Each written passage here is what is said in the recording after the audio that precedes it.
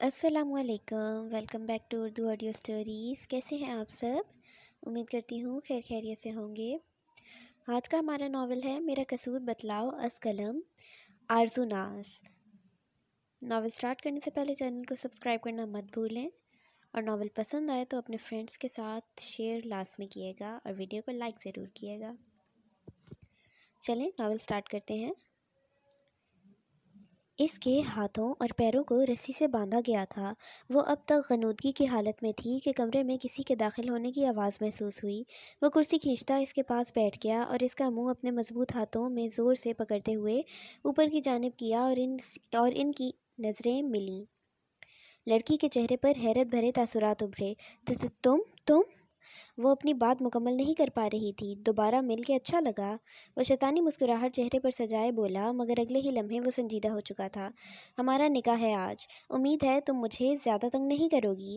اس نے موبائل میں اسے اس کے گھر والوں کی کوئی ویڈیو نکال کے دکھائی جسے دیکھ کر وہ خوفزدہ ہو گئی۔ تمہیں ان سب کی زندگی پیاری ہوگی شاید۔ اور زور سے اس کا چہرہ پیچھے کی طرف کر کے چھوڑتا اٹھ کھڑا ہوا، کمرے سے باہر نکلا اور ایک اور آدمی کو چند ہدایات دے کر وہاں سے رخصت ہو گیا۔ لڑکی ابھی تک حیرت زدہ تھی، دکھ بھی چہرے پر صاف نظر آتا تھا۔ حالات بہت بدل چکے تھے۔ اگر پہلے جیسے ہوتے تو شاید وہ اس خبر پر بہت خوش ہوتی، مگر اب اس طرح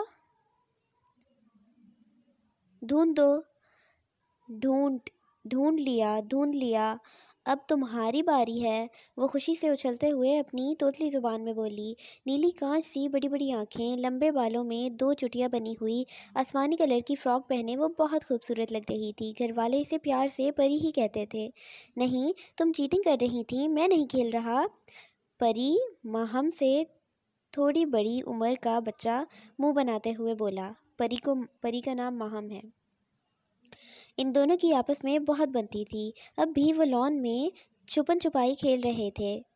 میں چیٹنگ نہیں کرتی اچھا، وہ اپنی ناک سکیڑتی بولی۔ تم جھوٹی ہو موٹو، وہ زبان نکال کے اسے چڑھاتا اندر بھاگ گیا اور ماہم نے بھی اس کے پیچھے دوڑ لگا دی۔ سرفراز صاحب کے 3 بیٹے تھے، ارسل شاہ، امین شاہ اور حمیر شاہ۔ ارسل بھائیوں میں سب سے بڑے تھے اور ان کے بعد امین اور حمیر آتے تھے۔ سرفراز صاحب کے بعد ان کا کاروبار ان کے بیٹوں نے سنبھال لیا تھا، لیکن جائیداد کے زیادہ تر حصے کے مالک ارسل شاہ تھے، کیونکہ سرفراز صاحب نے اپنی زندگی میں ہی بہت سی جائیداد ان کے نام کر دی تھی۔ ان کا ماننا تھا کہ ان کے دونوں چھوٹے بیٹے نالائق ہیں اور کاروبار کو بہتر طور پر نہیں چلا سکتے، چنانچہ کاروبار کے معاملے میں ان پر بھروسہ نہیں کیا جا سکتا۔ اس کے علاوہ سرفراز صاحب کی زندگی میں ہی ارسل نے کاروبار کو اتنی ترقی دی تھی کہ وہ اپنے بیٹے کو ان سب کا حقدار سمجھتے تھے۔ اس بات نے ان کے چھوٹے بیٹوں کے دل میں ارسل کے لیے حسد اور بغض پیدا کر دیا تھا۔ ارسل شاہ کا ایک ہی بیٹا تھا جس کا نام روہیل تھا۔ ان کی زوجہ کچھ عرصہ قبل جب روہیل صرف 2 سال کا تھا اس جہان فانی سے رخصت ہو گئیں۔ امین شاہ کا ایک بیٹا کاشف اور ایک بیٹی ماریہ تھی۔ کاشف اور روہیل ہم عمر تھے، جبکہ ماریہ ان سے 2 سال چھوٹی اور ماہم کی ہم عمر تھی، جو کہ حمیر شاہ کی اکلوتی بیٹی تھی۔ ان کی ایک اور چھوٹی بیٹی تھی جو بخار کی وجہ سے 1.5 سال کی عمر میں ہی فوت ہو چکی، چنانچہ اب ماہم پری اکلوتی ہی کہلاتی تھی۔ وہ سب ایک ساتھ ہی سرفراز ہاؤس میں رہتے تھے۔ سرفراز صاحب نے ہمیشہ ان کو ساتھ رکھنے کی کوشش کی تھی، لیکن ان کو کیا خبر تھی کہ ان کے جانے کے بعد ان کے ایک غلط فیصلے کی وجہ سے ان کے بچے الگ ہو کر رہ جائیں گے۔ چھوڑ دو مجھے، پلیز مجھے جانے دو، مجھے گھر جانے دو، وہ کب سے چلائے جا رہی تھی، مگر کوئی ادھر ہوتا تو اس کی فریاد سنتا۔ چیخ چیخ کے اس کا گلا دکھ رہا تھا۔ وہ شاپنگ کرنے گھر سے دن میں نکلی تھی جب ایک کار آ کر اس کے سامنے رکی۔ اس کے منہ پر کسی نے رومال رکھا تھا اور اس کے بعد وہ اپنے حواس قائم نہیں رکھ سکی تھی۔ جب اسے ہوش آیا تو اس نے خود کو اس کمرے میں رسیوں سے بندھا ہوا پایا تھا۔ اب رات ہونے کو آ چکی تھی اور وقت گزرنے کے ساتھ ساتھ اس کی پریشانی بڑھتی جا رہی تھی۔ آخر کو وہ ایک لڑکی تھی، اس کے گھر والے بھی اس کی تلاش میں ہوں گے، مگر وہ انسان جو اسے کہہ کر گیا تھا نہیں، وہ کیسے اس کی عزت پر حرف آنے دے سکتا تھا، کیسے اس کے ساتھ زبردستی کر سکتا تھا؟ لیکن نہیں، وہ ایسا ہی تو کر رہا تھا، اس نے اس کو اغوا کروایا تھا، اس کا ذہن معوف ہو رہا تھا، اس انسان نے اس کی عزت کی بھی پرواہ نہیں کی۔ وہ اپنی سوچوں میں کھوئی ہوئی تھی جب وہ دروازہ کھول کر اندر آیا۔ اس کے پیچھے ایک آدمی بھی ہاتھوں میں سامان اٹھائے اندر داخل ہوا۔ چلو جلدی سے تیار ہو جاؤ، ایک گھنٹے میں قاضی صاحب آ جائیں گے۔ وہ اس کو رسیوں سے آزاد کرتا سختی سے بولا۔ اتنی دیر میں آدمی سامان رکھ کر جا چکا تھا۔ اس میں جو کپڑے ہیں وہ پہن لو اور تیار ہو جاؤ، کچھ چاہیے ہو تو یہ آدمی باہر ہی کھڑا ہے، اس کو کہہ دینا، مل جائے گا۔ وہ کہتا کمرے سے باہر نکل گیا اور وہ چپ چاپ بیٹھی رہی۔ وہ کیسے مزے سے کہہ رہا تھا کہ جو چاہے ہو بتا دینا۔ اسے تو اس قید سے آزادی چاہیے تھی، اپنی عزت چاہیے تھی، کیا وہ یہ سب دے سکتا تھا اسے؟ گواہ اور قاضی آ چکے تھے۔ وہ اسے باہر لانے کے لیے کمرے میں گیا تھا۔ وہ اسے دیکھ کے چونکا تھا۔ وہ سادہ سے حال میں تھی مگر پھر بھی بہت خوبصورت لگ رہی تھی۔ چہرہ نورانی لگتا تھا۔ اگر مسکراہٹ بھی ہوتی ادھر تو کیا ہی اچھا ہوتا۔ خیر کوئی بات نہیں، چلو۔ اس نے اپنی گرجدار آواز میں اس کو پکارا۔ میں نے نہیں کرنی شادی، اس نے ڈرتے ڈرتے جواب دیا۔ اس کی بات سن کر لڑکے کے ماتھے پر بل پڑے تھے۔ کیا کہا؟ اس نے لڑکی کے قریب آتے ہوئے پوچھا۔ مجھے گھر جانا ہے۔ اس نے لڑکی کے بالوں کو اپنی مضبوط گرفت میں لیتے ہوئے اپنی طرف کھینچا۔ اپنی اور اپنے گھر والوں کی جان پیاری ہے تو زبان بند رکھو ڈارلنگ۔ وہ اپنے جیب سے پسٹل نکالنے لگا اور اس کے چہرے کے قریب اپنا چہرہ کرتے بولا، میں تمہیں بالکل کھونا نہیں چاہتا، لیکن اگر تم نے شرافت سے نکاح نہ پڑھوایا تو مجھے اس کا استعمال کرنا پڑے گا۔ وہ اس کے بہت قریب آ چکا تھا۔ لڑکی 2 قدم پیچھے کو ہوئی۔ تمہیں تو اب میرے قریب ہی رہنا ہے، عادت ڈال لو۔ اس نے لڑکی کا ہاتھ پکڑا اور کمرے سے باہر لے گیا۔ نکاح ہو چکا تھا، سب وہاں سے جا چکے تھے اور اسے پھر سے کمرے میں بند کر دیا گیا تھا۔ تھوڑی دیر بعد وہ پھر کمرے میں داخل ہوا۔ گھر بات کرنی ہے، یاد کر رہے ہوں گے وہ تمہیں، وہ سنجیدہ سا بولا اور وہی شیطانی مسکراہٹ اس کے چہرے پر پھیل گئی۔ آہاں کرنی ہے۔ وہ اب تک گھبرا رہی تھی۔ لڑکے کا لہجہ ہی ایسا تھا کہ ڈر لگنے لگتا تھا۔ اسے احساس ہونے لگا تھا کہ وہ اسے گھر نہیں جانے دے گا۔ اب تو وہ اس کے نکاح میں بھی تھی۔ احمد نے اس کے ابو کو ویڈیو کال ملائی تھی۔ تم ان کو بتا دینا کہ اب ہمارا نکاح ہو چکا ہے تو تم میرے ساتھ ہی رہو گی۔ کال مل چکی تھی۔ لڑکی کا حلیہ ایسا تھا کہ وہ اغوا شدہ نہیں لگ رہی تھی۔ ابو، وہ ان کو دیکھ کر بے تحاشا خوش ہوئی تھی مگر دوسری طرف چھائی خاموشی اسے پریشان کر رہی تھی۔ کہاں ہو تم اس وقت؟ انہوں نے شکی لہجے میں پوچھا اور تب ماہم کو ہوش آیا کہ وہ تو دلہن بنی بیٹھی تھی۔ ابو، وہ احمد نے، وہ گھبراتے ہوئے بولی مگر سمجھ ہی نہیں آ رہا تھا کہ کیا بات کرے ان سے۔ اس وقت کیا کر رہی ہو اس کے ساتھ؟ ہمارا نکاح ہو چکا۔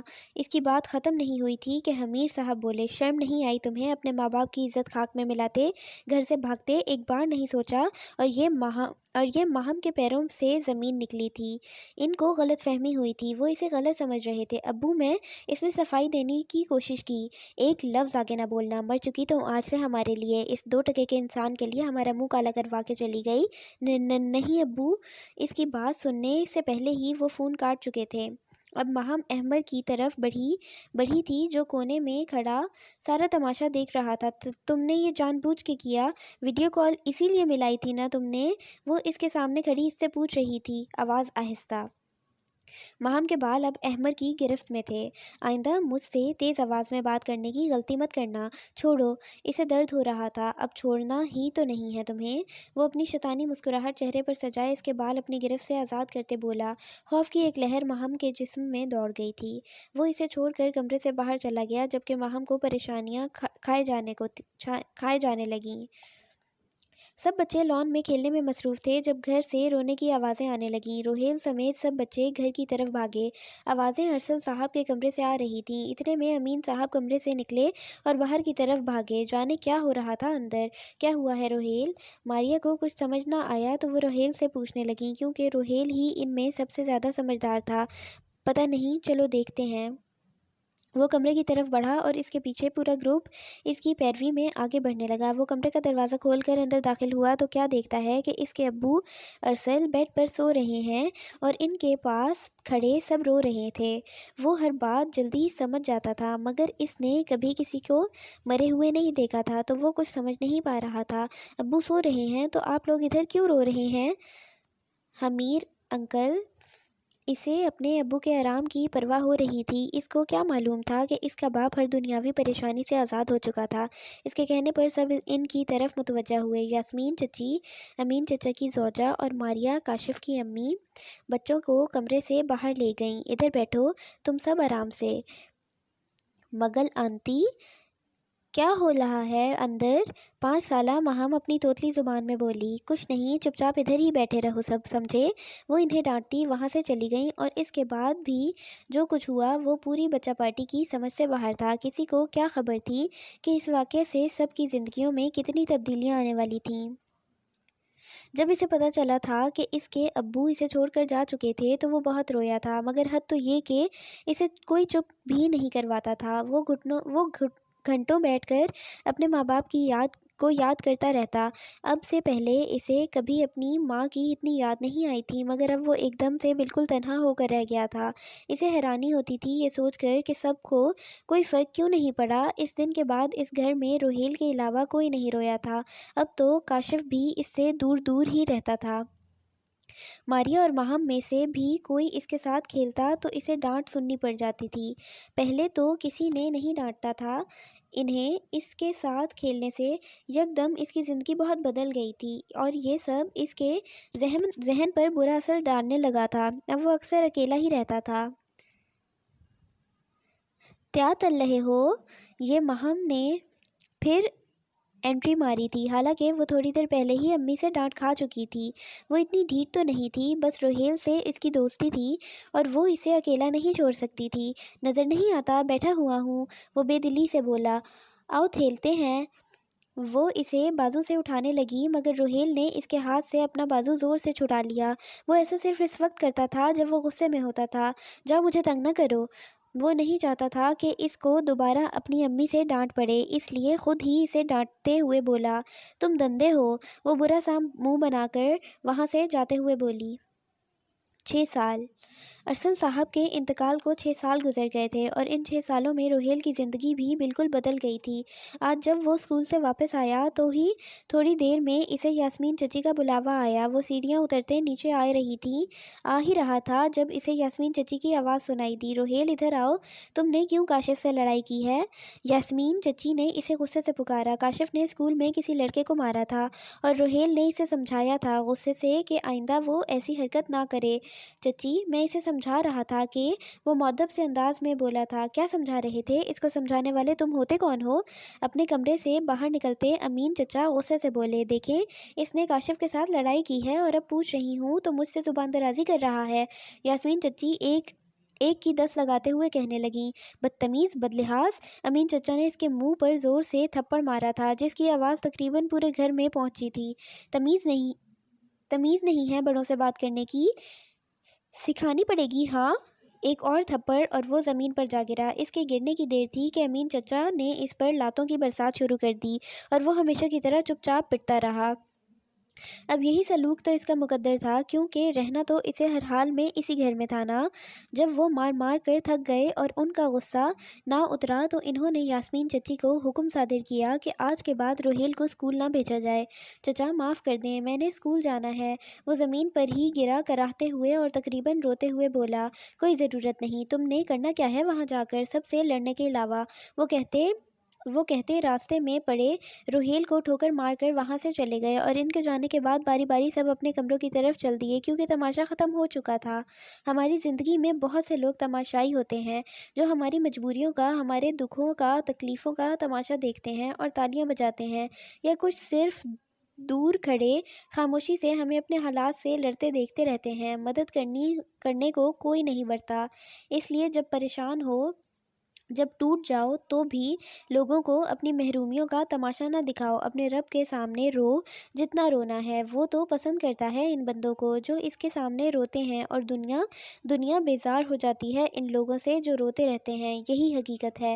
سب کے جانے کے بعد وہ بہت دیر تک وہیں پڑا روتا رہا، جانے کتنے لمحے بیتے، یا شاید صدیاں، کہ برا وقت صدیوں کے برابر ہی ہوتا ہے۔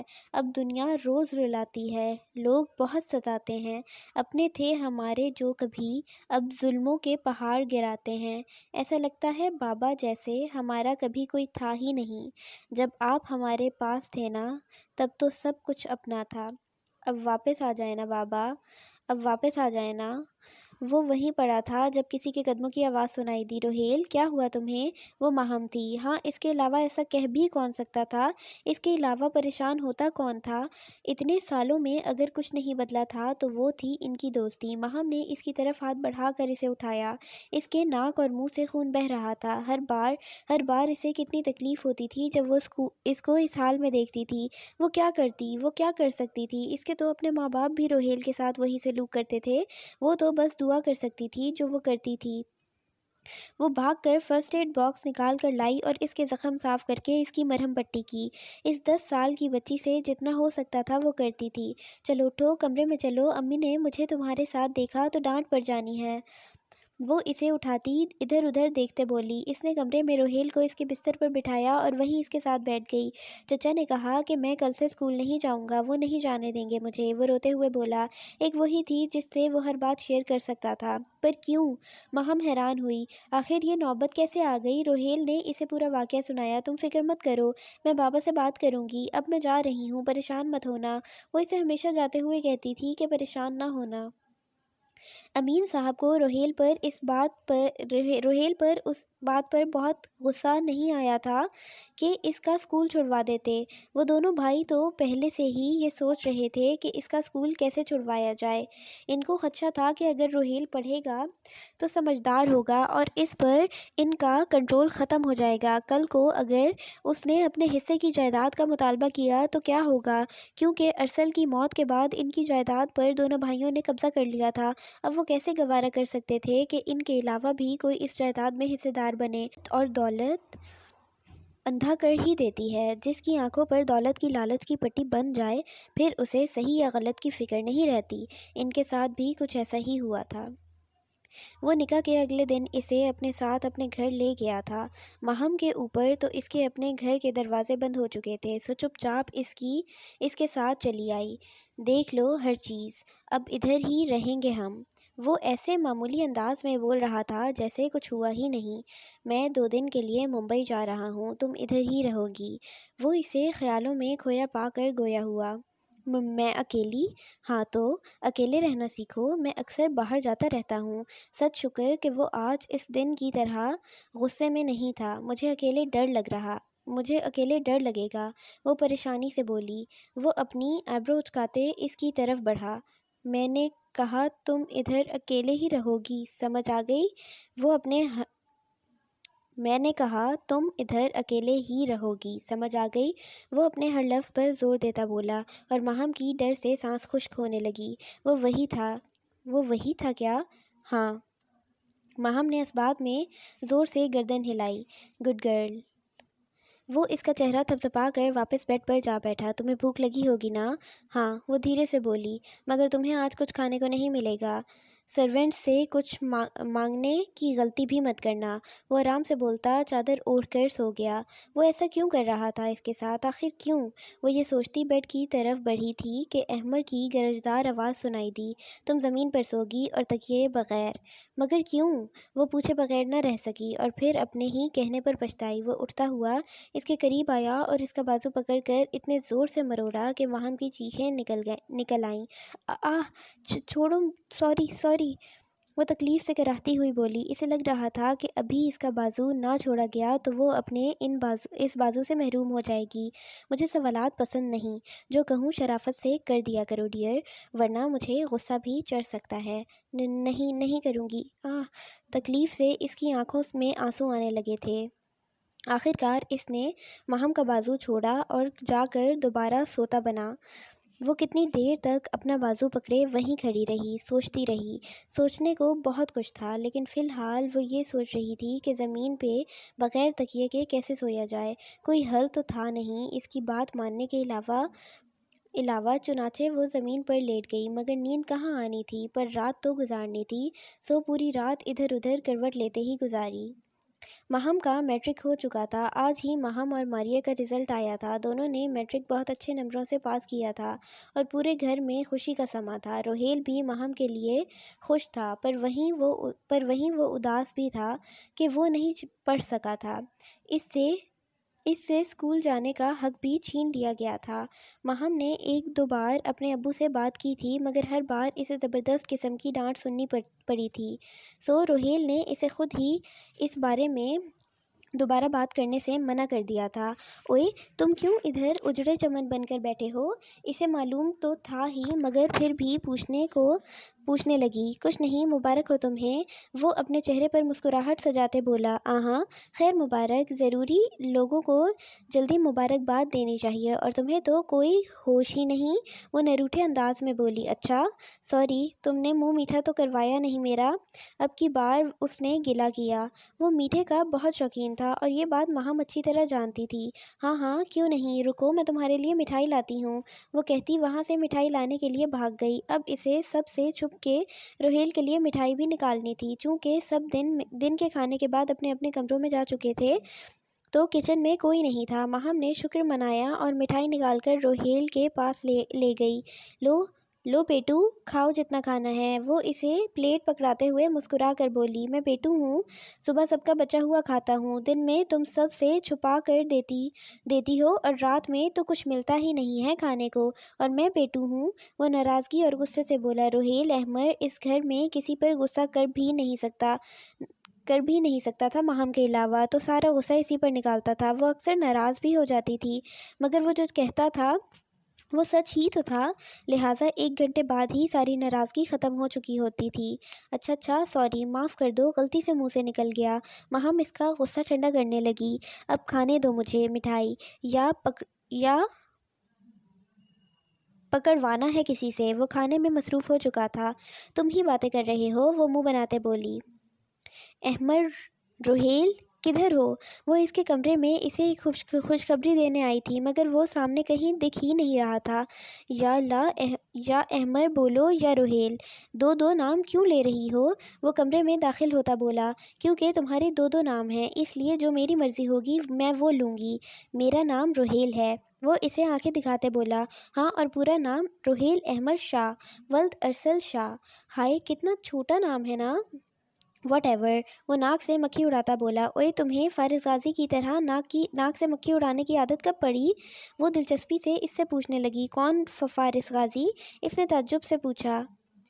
اوہو، فارس نہیں، سوری، کون فارس غازی؟ اس نے تعجب سے پوچھا۔ اوہو، فارس نہیں، فارس، وہ اسے سمجھانے لگی۔ واٹ ایور، کون ہے وہ؟ نمل کا ہیرو ہے وہ، تمہیں پتہ نہیں؟ اس نے تعجب سے پوچھا۔ ہاں، اور میں نمل کو بھی نہیں جانتا، وہ بیزار سے لہجے میں بولا۔ روہیل، تمہیں نمل تک کا نہیں پتا؟ حیرت سے اس کا منہ کھلا ہوا تھا۔ نہیں پتا، اب بتا دو کون ہے وہ؟ نمل ناول کا نام ہے، اتنی مشہور ناول ہے، اور فارس اس کا ہیرو۔ اوہ، اچھا، تو کیسے انسان ہو تم؟ چلو چھوڑو اس بات کو، میں نے پکڑا کب ہوا ہے؟ اچھا، میں تمہیں ایک بات بتانے آئی تھی، وہ اس کی بات کو نظر انداز کرتے بولی۔ میرا اسلام آباد میں بہت اچھے کالج میں داخلہ ہو گیا ہے، 2 دن بعد چلے جانا ہے میں نے۔ یہ بات کہتے وہ تھوڑی افسردہ ہو گئی۔ تو تم اسلام آباد میں ہی رہو گی؟ نہ مبارکباد دی، نہ کوئی خوشی کا اظہار۔ خوشی ہوتی تو اظہار بھی ہوتا، اس کے سر پر تو بم پھوٹا تھا۔ ہاں، ہاسٹل ہے کالج کا اپنا، وہیں رہوں گی۔ اچھا، وہ دکھی ہو چکا تھا تو اس سے زیادہ کچھ نہ بولا۔ اب میں جا رہی ہوں، کوئی دیکھ نہ لے ادھر، تم پریشان نہ ہونا، وہ کہتی وہاں سے بھاگ گئی اور روہیل کو سوچوں میں ڈال گئی۔ اس بار وہ پریشان ہوئے بغیر نہیں رہ سکتا تھا، تو اب وہ بھی جا رہی تھی اس کو اکیلا چھوڑ کر، اور اسے کوئی فکر بھی نہیں تھی وہاں، اور کوئی نہیں تھا اس کا، کوئی خیال نہیں رکھتا تھا اس کا، وہ جانتی تھی۔ وہ پھر بھی جا رہی تھی۔ روہیل مہم کے جانے کا سن کر بہت اداس تھا۔ ہاں، وہ اس معاملے میں خود غرض ہو رہا تھا، مگر وہ بالکل اکیلا بھی تو نہیں ہونا چاہتا تھا۔ وہ جانتا تھا کہ مہم کے جانے کے بعد کسی نے اس کا خیال نہیں کرنا، کسی نے اس کے زخم صاف نہیں کرنے، کسی نے اسے چپکے سے کھانا نہیں کھلانا، کسی نے اسے تسلی نہیں دینی، کسی نے نہیں۔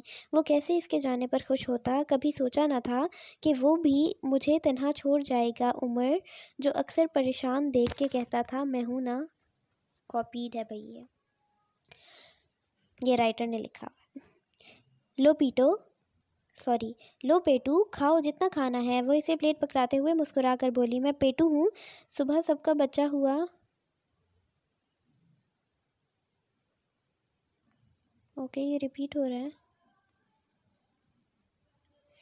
ओके, ये रिपीट हो रहा है।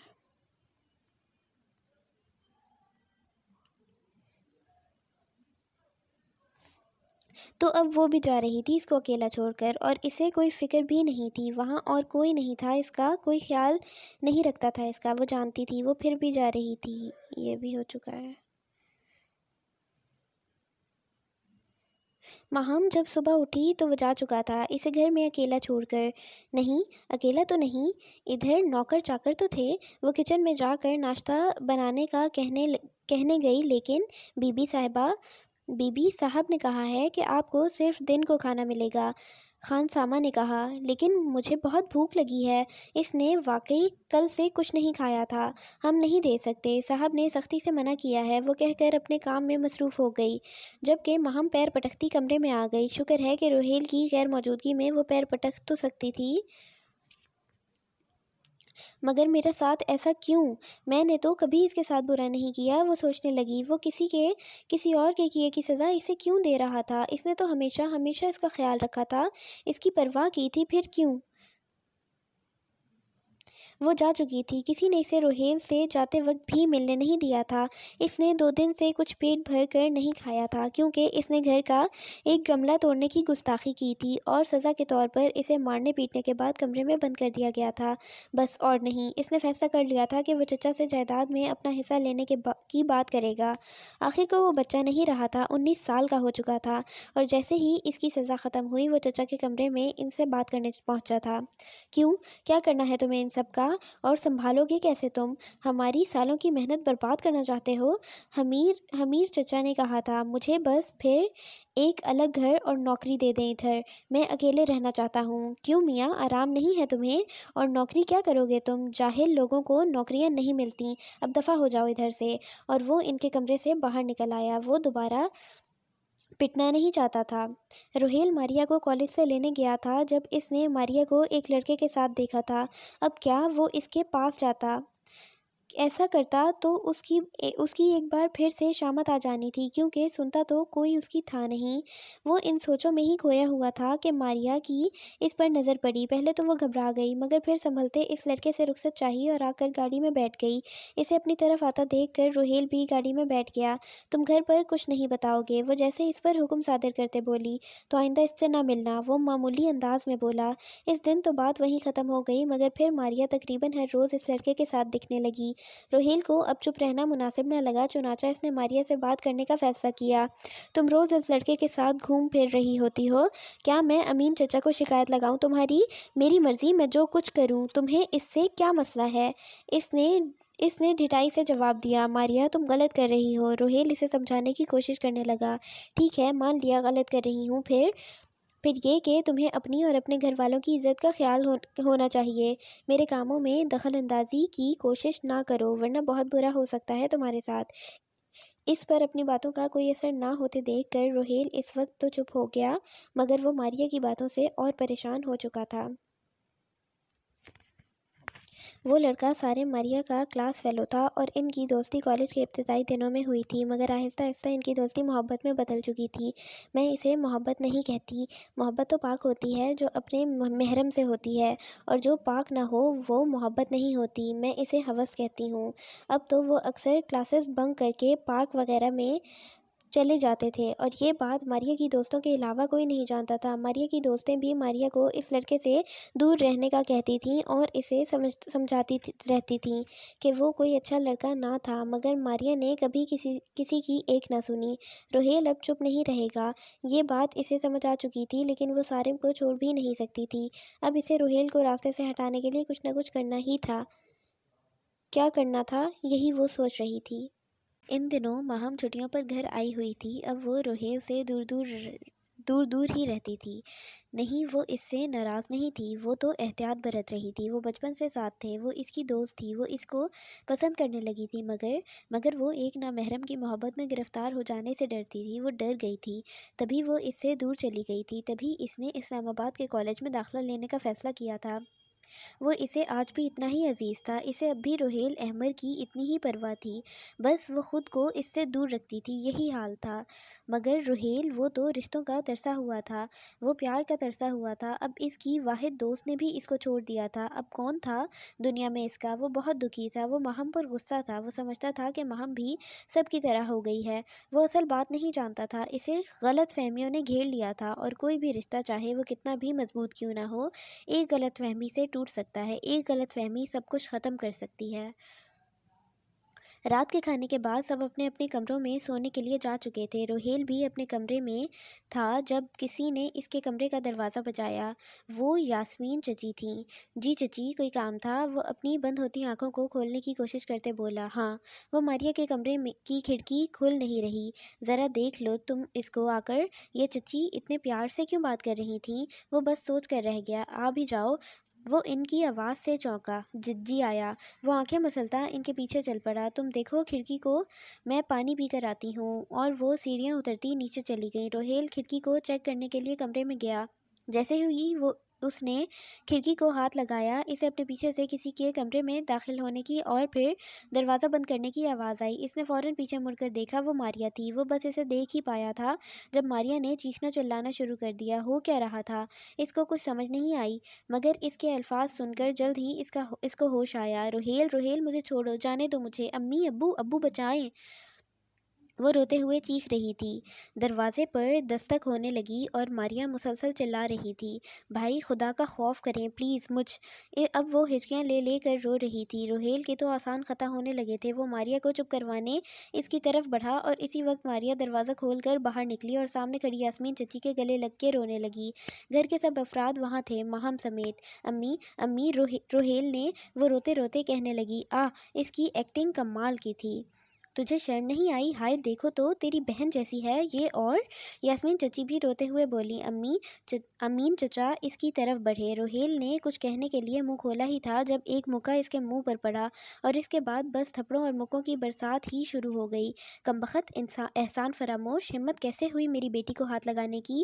وہ مارتے ہوئے اس پر چلا رہے تھے، اس لیے تجھے پالا پوسا تھا یہ دن دیکھنے کے لیے، دیکھو میں تمہارا حشر کیا کرتا ہوں۔ اب وہ زمین پر گرا پڑا تھا اور امین چچا اپنے ہاتھ میں آنے والی ہر چیز اس کو مار رہے تھے۔ اس کے سر پر ایک گملہ لگا اور اس کے سر سے خون بہنے لگا۔ حمیر چچا بھی میدان میں آ چکے تھے، آج تو بس اس کی موت پکی تھی۔ وہ دونوں اسے مارتے مارتے اسے گھسیٹتے ہوئے سیڑھیوں سے نیچے لائے تھے، ایک دو ہڈیاں تو ٹوٹی ہی ہوں گی۔ وہ نیم بے ہوش ہو چکا تھا اور ادھر سب کھڑے ہمیشہ کی طرح اس کا تماشا دیکھ رہے تھے، مگر آج ان تماشائیوں میں ایک اور تماشائی بھی تھا۔ بے ہوش ہوتے وقت اس کی نظر ماہم پر پڑی تھی، وہ خاموشی سے اسے پٹتا ہوا دیکھ رہی تھی۔ اس کی نظروں میں اس کے لیے ہمدردی کے بجائے حقارت نظر آتی تھی۔ ہڈیوں کے علاوہ بھی کچھ اندر ٹوٹا تھا اور پھر اس کے بعد وہ کچھ دیکھ نہ پایا۔ وہ اب بے ہوش ہو چکا تھا، مگر وہ دونوں اب تک اسے مارے جا رہے تھے۔ اس گند کے لیے اب اس گھر میں کوئی جگہ نہیں ہے، کاشف اس کو اٹھا کے گھر سے باہر پھینکو، ابھی اور اسی وقت۔ ان کے کہنے پر کاشف آگے بڑھا اور روہیل کو گھسیٹتا گھر سے باہر لے گیا، جبکہ حمیر چچا نے امینہ چچی اپنی زوجہ کو اشارہ کیا اور وہ جا کر روہیل کا سامان باندھنے چلی گئیں۔ یاسمین چچی ماریا کو اپنے کمرے میں لے جا چکی تھیں، امین چچا اور حمیر چچا بھی اپنے کمروں کی طرف چل دیے۔ اب بس ادھر ایک ہی بندہ تھا، ماہم سکتے کے عالم میں ادھر ہی کھڑی تھی۔ اسے یقین ہی نہیں آ رہا تھا کہ روہیل کبھی ایسی حرکت بھی کر سکتا ہے۔ وہ اسے بچانے کے لیے بھی آگے نہیں بڑھی تھی، کیسے کرتی کچھ؟ وہ سب کچھ دیکھ لینے کے بعد اسے تو روہیل سے نفرت محسوس ہونے لگی تھی۔ بہت دیر ادھر کھڑے رہنے کے بعد وہ چپ چاپ اپنے کمرے کی طرف چل دی۔ اب تک وہ سکتے کی حالت میں تھی، کبھی بھی ایک طرف کی کہانی جان کر اس پر یقین نہیں کر لینا چاہیے۔ بظاہر نظر آنے والی زیادہ تر باتیں جھوٹی ہوتی ہیں اور جو ماہم نے دیکھا تھا وہ بھی جھوٹ تھا، مگر اس نے یقین کر لیا اس پر جو اس نے دیکھا۔ وہ اعتبار جو اسے روہیل پر تھا کدھر گیا اس وقت؟ یا شاید اعتبار تھا ہی نہیں۔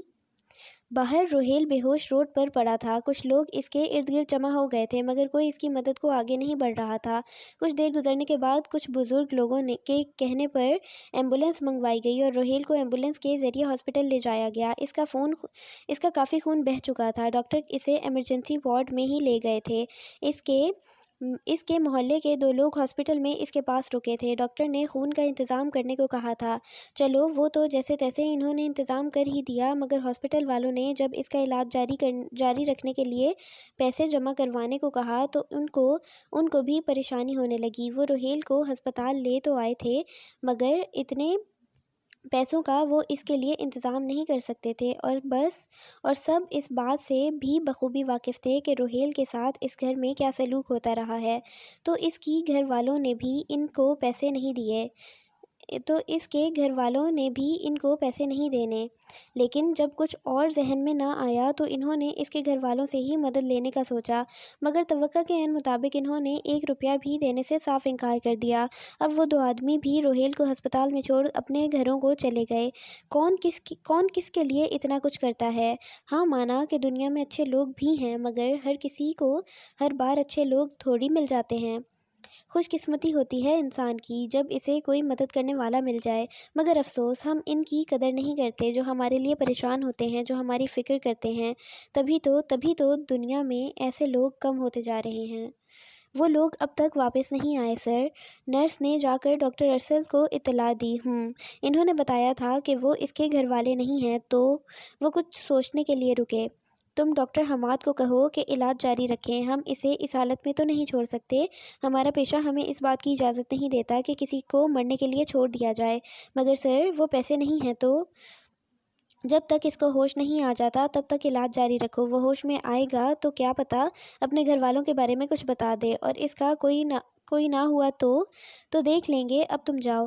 یہ کہتے وہ کام میں پھر سے مصروف ہو گئے۔ وقت کے شکنجوں نے خواہشوں کے پھولوں کو نوچ چھوڑا ہے، کیا یہ ظلم تھوڑا ہے؟ درد کے جزیروں نے آرزو کے جیون کو مقبروں میں ڈالا ہے، ظلمتوں کے ڈیرے ہیں، لوگ سب لٹیرے ہیں، سکون روٹھ بیٹھا ہے، ذات ریزہ ریزہ ہے، تار تار دامن ہے، درد درد جیون ہے، شبنمی سی پلکیں ہیں، قرب ہے نہ دوری ہے، زندگی ادھوری ہے، اب سمجھ آیا کہ موت کیوں ضروری ہے۔ 4 دن بعد آخر کار اس کو ہوش آ چکا تھا۔ اب بھی اس کی حالت کافی خراب تھی، مگر خطرے سے باہر تھی۔ تم اپنے بارے میں بتاؤ، کون ہو؟ کوئی بھی تمہارے گھر سے تمہارے لیے نہیں آیا؟ ڈاکٹر حماد اس سے پوچھنے لگے۔ اب وہ کیا بتاتا کہ اپنے گھر والوں ہی کی مہربانی سے وہ یہاں پر ہے۔ اس کے لیے وہ وقت بہت تکلیف دہ اور کٹھن تھا۔ زخموں کی تکلیف تو الگ، اور اپنوں کے رویوں سے جو تکلیف پہنچی ہے اس کا دکھ بہت زیادہ ہوتا ہے۔ وہ اب تک برداشت کرتا رہا تھا، اب وہ تھک چکا تھا ان رشتوں سے، ان لوگوں سے اور ان کے رویوں سے۔ کوئی نہیں ہے میرا۔ یہ بولتے ہوئے اس کی آنکھوں میں آنسو بھر آئے۔ اتنے رشتوں کے ہوتے ہوئے بھی وہ اکیلا تھا۔ آرام کرو تم، وہ اس کا کندھا تھپک کے کہتے باہر چلے گئے، اور روہیل اپنے آنسو صاف کرنے لگا۔ ایک ہاتھ پہ ڈرپ، ایک بازو اور ایک پیر پر پلسٹر، سر پر پٹی بندھی ہوئی، آنکھیں سوجی ہوئی، ناک پہ بھی پٹی، اور چھوٹے زخم الگ۔ کوئی بھی اسے دیکھ کر پہچان نہ پاتا کہ وہ روہیل ہی تھا۔ تمہارا اب تک کا سارا بل ڈاکٹر ارسل نے پے کیا ہے، تمہیں اب ان پہ اور بوجھ نہیں ڈالنا چاہیے، اب تمہیں ہم ڈسچارج کر سکتے ہیں۔ آج جب ڈاکٹر حماد اس کا چیک اپ کرنے آئے تو انہوں نے کہا، جی میں سمجھ گیا۔ وہ سر ہلا کر بولا۔ آج وہ 2 دن کے بجائے پورے ہفتے بعد گھر واپس آیا تھا۔ خیر سے ماہم کے یہ دن سکون سے گزرے تھے۔ اب وہ آیا بھی تھا تو ویسے ہی غصے میں تھا۔ ماہم وہ چلاتا ہوا کمرے میں داخل ہوا جب ماہم نیند میں کھوئی تھی۔ ان آوازوں سے اس کی آنکھ کھلی اور روہیل کو اپنے سامنے انتہائی غصے کی حالت میں پایا۔ وہ کچھ کہتی اس سے پہلے ہی روہیل اسے بازوؤں سے دبوچ کے کھڑا کر چکا تھا۔ تم نے اپنے گھر کال کی تھی؟ وہ غصے سے دھاڑا۔ ایک بار واقعی ماہم نے اپنے گھر کال کی تھی، وہ اپنے گھر والوں سے بات کرنا چاہتی تھی۔ کیسے انہوں نے ماہم کو اس شخص کے حوالے کر دیا تھا؟ کیا انہیں اپنی بیٹی پر ذرا بھی یقین نہیں تھا؟ مگر دوسری طرف سے اس کی بات سنے بغیر ہی فون بند کر دیا گیا۔ وہ ہاں کی تھی۔ اس نے سوچ لیا تھا کہ اب روہیل سے دب کر نہیں رہے گی۔ اسے یقین تھا کہ روہیل اسے کچھ زیادہ نقصان نہیں پہنچائے گا، مگر وہ آنکھیں، ان آنکھوں میں اس کے لیے نفرت تھی، شدید غصہ۔ آہ! ماہم ان آنکھوں میں اپنے لیے یہ سب تو نہیں دیکھنا چاہتی تھی، کبھی بھی نہیں۔ اسے ان خیالوں سے نجات تب ملی جب روہیل اسے بازو سے کھینچتا کچن تک لے آیا۔ کیا کر رہے؟ وہ پوچھ ہی رہی تھی لیکن اس کے باقی الفاظ منہ میں ہی رہ گئے۔ روہیل نے چولہا جلایا اور آگ تیز کر کے ماہم کا بازو اپنے ہاتھ میں پکڑا اور اسے چولہے کے سامنے لے جا کر کھڑا کر دیا۔ اس سے پہلے کہ ماہم کے گلے سے کوئی اور آواز نکلتی، روہیل نے ماہم کا سیدھا ہاتھ جلتے چولہے پر رکھ دیا۔ اب کہ ماہم کی چیخیں اور سسکیاں پورے گھر میں گونج رہی تھیں، تمام نوکر چاکر بھی سہم گئے تھے۔ ماہم تکلیف کی شدت سے چلاتی اپنا بازو چھڑانے کی کوشش کر رہی تھی، مگر کہاں وہ اور کہاں روہیل جیسا جوان مرد۔ آخر تھوڑی دیر بعد روہیل نے اس کا ہاتھ چھوڑا، جسے ماہم نے فوراً آگ پر سے ہٹایا۔ اس کا ہاتھ کافی بلکہ مکمل جل چکا تھا۔ ماہم نے ایک نظر اپنے ہاتھ پر ڈالی اور اگلے ہی لمحے اسے اپنا سر چکراتا ہوا محسوس ہوا اور اب وہ پاس ہی کھڑے روہیل کی باہوں میں گرتی بے ہوش ہو چکی تھی۔ اس کے بے ہوش ہونے سے روہیل کو ہوش آیا اور اس نے نوکروں پر چلانا شروع کیا، میرا منہ کیا دیکھ رہے ہو؟ جاؤ جا کے ڈاکٹر کو بلاؤ، جاؤ فوراً، مجھے 2 منٹ میں ڈاکٹر گھر پہ چاہیے، سمجھے؟ اب اسے ہوش آیا تھا، اس نے کیا کیا؟ اف! اس نے کیا کر دیا؟ صبح جب ماہم کی آنکھ کھلی تو اسے کل والا واقعہ یاد آیا۔ کیا واقعی احمد ایسا کر سکتا ہے؟ کیا واقعی؟ جانے کیوں اس کا دل نہیں مان رہا تھا؟ کل پھر کیوں یقین کر لیا تھا ماہم؟ کیوں کچھ نہیں کہا، کچھ نہیں کیا؟ جب وہ لوگ اسے اتنی بے دردی سے مار رہے تھے، اس کے دل سے آواز آئی تھی۔ اب وہ سوچتے سوچتے اس کے ذہن میں ایک دم سے خیال آیا، وہ روہیل، وہ زندہ ہوگا۔ اب اسے یاد آیا تھا کہ کیسے اس کے ابو اور چچا نے اس کو مارنے کے بعد اس کو گھر سے باہر جا کر پھینک دیا تھا۔ اوہ میرے خدا، اسے کچھ نہ ہوا ہو، وہ زندہ ہو، اسے کچھ نہ ہوا ہو۔ وہ دل ہی دل میں دعا کرتی نیچے کی طرف بھاگی، اس کی آنکھوں سے آنسو بہنے لگے تھے۔ امی، امی! وہ پاگلوں کی طرح پورے گھر میں آوازیں لگانے لگی، چونکہ گھر کے سب مرد آفس گئے ہوئے تھے اور ماریا بھی کالج جا چکی تھی، تو گھر پر ماہم کے علاوہ صرف اس کی امی اور چچی ہی تھیں۔ کیا ہو گیا ہے؟ کیوں صبح صبح شور مچا رہی ہو؟ یاسمین چچی جو ماہم کی آوازوں سے جاگی تھی بولی، چچی روہیل کدھر ہے؟ وہ آئے ہائے، ہمیں کیا پتا زندہ بھی ہوگا یا مر گیا ہوگا، وہ لاپرواہی سے کہتی کچن کی طرف بڑھ گئی۔ ماہم نے باہر کی طرف دوڑ لگائی، مگر وہاں وہ ہوتا تو نظر آتا، کیا کوئی اسے ہاسپٹل لے کر گیا ہوگا؟ اور یا خدا، اب میں اسے کیسے ڈھونڈوں؟ وہ وہیں سر پکڑ کر بیٹھ گئی۔ جب اس کی آنکھ کھلی تو اپنے آپ کو بستر پر پایا، اب بھی ہاتھ میں شدید تکلیف محسوس ہو رہی تھی۔ روہیل شاید گھر پر نہیں تھا۔ ماہم کی آنکھوں سے آنسو لڑیوں کی صورت میں بہنے لگے، ماضی کی کچھ یادیں ذہن کے پردے پر ابھری تھیں، جانے کون سے زخم کی تکلیف زیادہ تھی۔ ہاں، کیا ہوا جو اس نے مجھے تکلیف پہنچائی؟ اس نے بھی کبھی اس سے زیادہ اذیت برداشت کی تھی، کبھی اس سے زیادہ تکلیف اٹھانی پڑی تھی اس کو؟ کیا اتنا درد ہوتا ہوگا؟ کیا اتنی تکلیف ہوئی ہوگی؟ آنسو تھے کہ رکنے کا نام نہیں لیتے تھے۔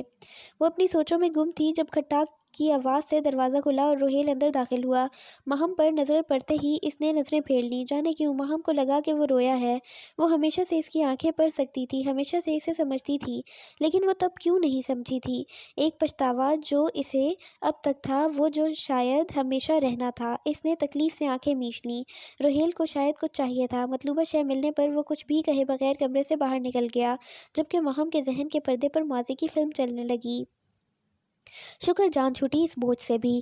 ماہم ماریا کے کمرے کے پاس سے گزر رہی تھی جب اس نے یاسمین چچی کی آواز سنی۔ پہلے اس کے باپ سے جان چھڑائی تھی اتنی مشکل سے، اب جا کر روہیل کا خیال آیا تھا ان کو۔ میں تو کہتی تھی ارسل بھائی کے ساتھ ہی اس کا بھی کام تمام کر دیتے ہیں، مگر نہیں۔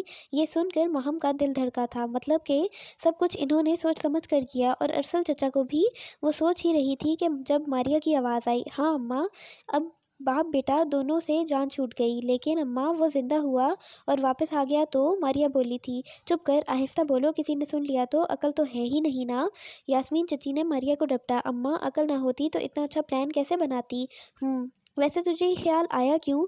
وہ ویسے ہی اماں، بس وہ جائیداد کی بات کر رہا تھا نا ابو سے، ابو نے بتایا تھا ان کی پریشانی حل کرنے کے لیے۔ ماریا نے جلدی سے بہانہ بنایا۔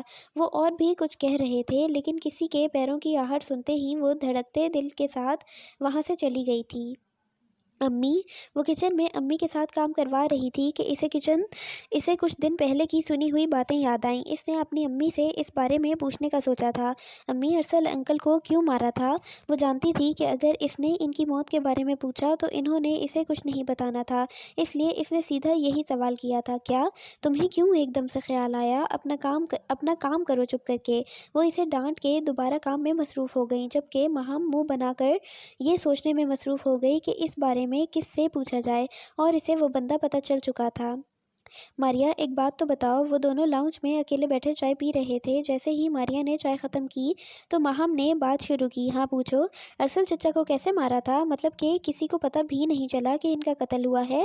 اس نے آج تک کی زبردست مگر تکلیف دہ اداکاری کرتے ہوئے پوچھا۔ ماریا نے پہلے تو کچھ دیر اسے حیرت سے دیکھا، پھر پوچھا، تم نہیں جانتی کیا؟ نہیں، کچھ خیال ہی نہیں گیا اس طرف۔ اچھا میں بتاتی ہوں، ان کو زہر دیا تھا نا ابو اور چچا نے، کیونکہ دادا کی ساری جائیداد پہ انہوں نے اکیلے قبضہ کیا ہوا تھا۔ ہاں لیکن پوسٹ مارٹم رپورٹ میں کیوں نہیں پتہ چلا؟ کیونکہ مجھے یاد ہے کہ رپورٹ میں تو ایسا کچھ بھی نہیں تھا۔ ہاں نا پاگل، کتنی بدھو ہو تم، کچھ نہیں پتا تمہیں؟ جس ڈاکٹر نے رپورٹ بنائی تھی اس کو پیسے دیے تھے نا۔ تمہیں نہیں پتا کہ کسی کے بھی ہاتھ گرم کرنے سے ہم اپنا کام نکلوا سکتے ہیں؟ اچھا میں نے پیکنگ کرنی ہے اپنی، تو اندر جا رہی ہوں۔ مہم اور ایکٹنگ نہیں کر سکتی تھی، چنانچہ بہانہ بنا کر اٹھنے لگی۔ ہاں تم واپس ہاسٹل جا رہی ہو نا، کب جانا ہے؟ وہ ہاسٹل میں تھی جب اسے گھر سے کال آئی تھی۔ السلام علیکم امی، کیسی ہیں آپ؟ ہاں ٹھیک ہوں، تم کیسی ہو بیٹا؟ انہوں نے بجھے سے لہجے میں بولا۔ کیا ہوا امی، آپ پریشان لگ رہی ہیں؟ مہم، ماریا گھر سے بھاگ گئی ہے، انہوں نے پریشانی سے اس کو اطلاع دی۔ کیا؟ ایسا کب ہوا؟ کیسے؟ کیوں؟ 2 دن سے لاپتہ تھی، آج صبح کال کر کے بتایا کہ اس نے شادی کر لی ہے، اس منحوس لڑکے کے ساتھ ہی بھاگی ہوگی۔ اوہ پھر اب ایسا کیوں کیا اس نے امی؟ یہ سوال پوچھنے کے بعد ہی اسے ایک دم سے یاد آیا کہ کیسے ماریا کی امی کے پوچھنے پر کہ اسے روہیل کو گھر سے نکلوانے کے پلان کا خیال کیسے آیا، وہ ایک دم سے گڑبڑا سی گئی تھی اور بات کرتے ہوئے بھی اٹک رہی تھی۔ خدا جانے، ہماری تو عزت خاک میں ملا گئی نا، سارے زمانے میں تھو تھو ہو رہی ہے ہم پر، کسی کو منہ دکھانے کے قابل نہیں چھوڑا اس نے تو۔ امینا، مہم کی امی غصے سے بولیں۔ احمر بیٹا کدھر رہ گئے تھے؟ وہ بزرگ اس کو دیکھتے ہی پریشانی سے بولے۔ انکل سٹور تک ہی گیا تھا، رش بہت تھا اس لیے تھوڑی دیر ہو گئی، وہ مسکراتا ہوا بولا۔ باسط صاحب سے احمر کو بہت دلی لگاؤ ہو چکا تھا، وہ اس کو اپنے ہی لگتے تھے، بلکہ جتنا پیار انہوں نے دیا تھا روہیل کو اتنا تو اس کے کسی اپنے نے کبھی بھی نہیں دیا تھا۔ ٹھیک ہی کہتے ہیں، دانشمند کے رشتے خون کے نہیں احساس کے ہوتے ہیں، احساس نہ ہو تو اپنے پرائے لگتے ہیں، اور اگر احساس ہو تو پرائے بھی اپنے ہو جاتے ہیں۔ جب وہ ہاسپٹل سے ڈسچارج ہوا تھا تو اس کے پاس رہنے کے لیے کوئی جگہ نہیں تھی، کتنے ہی دن رات اس نے روڈ پہ گزارے تھے، کسی نے کچھ کھانے کو دیا تو کھا لیا، نہیں تو کتنا وقت بھوکے پیاسے رہ کر گزارا تھا۔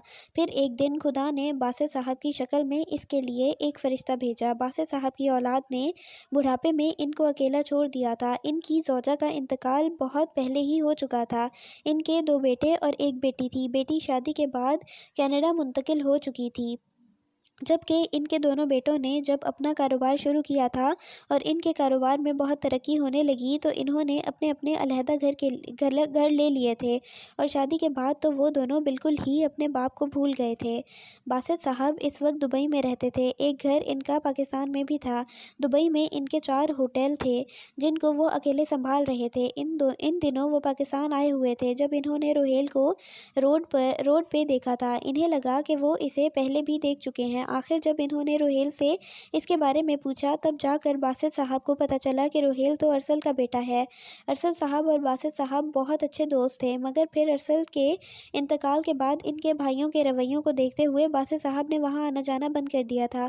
اس وقت روہیل چھوٹا تھا، باسط صاحب نے اب جو روہیل کو اس حال میں دیکھا تو اسے اپنے ساتھ اپنے گھر لے گئے۔ اب تم یہاں رہ سکتے ہو میرے ساتھ، میں اکیلا ہی ہوتا ہوں ویسے بھی۔ لیکن کیوں؟ مطلب کہ آپ ایسے کیسے مجھے اپنے ساتھ رکھ سکتے ہیں؟ کیا آپ مجھے جانتے ہیں؟ روہیل پہلے ہی ان کو اسے گھر لے آنے پر حیران تھا، اب جو انہوں نے رہنے والی بات کی تو اسے پریشانی لاحق ہونے لگی۔ ہاں جانتا ہوں میں تمہیں، ارسل میرا بہت اچھا دوست تھا، وہ بولے، لیکن روہیل کی شکل دیکھ کر صاف پتہ لگتا تھا کہ اسے اب بھی یقین نہیں آیا تھا۔ ارے میری اس کے ساتھ تصویریں بھی ہیں، آؤ تمہیں دکھاؤں۔ انہوں نے اٹھ کے روہیل کے کندھے پر ہاتھ رکھا اور اسے لے کر کمرے کی طرف بڑھ گئے۔ تو اب تو یقین آ گیا نا، اب تو رک سکتے ہو نا تم یہاں؟ آخرکار اب اپنی ڈھیر ساری تصویریں دکھانے کے بعد انہوں نے روہیل سے پوچھا، لیکن آپ کیوں چاہتے ہیں کہ میں یہاں رہوں؟ کیونکہ ہم دونوں کا فائدہ اسی میں ہے۔ آپ کا کیا فائدہ ہے اس میں؟ مجھے اپنے اکیلے پن کا احساس نہیں ہوگا اگر تم میرے ساتھ رہو گے تو۔ اوکے، وہ چھوٹے بچوں کی طرح سر ہلاتے بولا۔ وہ آج پھر روڈ پہ بیٹھا ہوا تھا، اپنا سر اپنے دونوں ہاتھوں میں تھامے، آج پھر خود سے ناراض تھا۔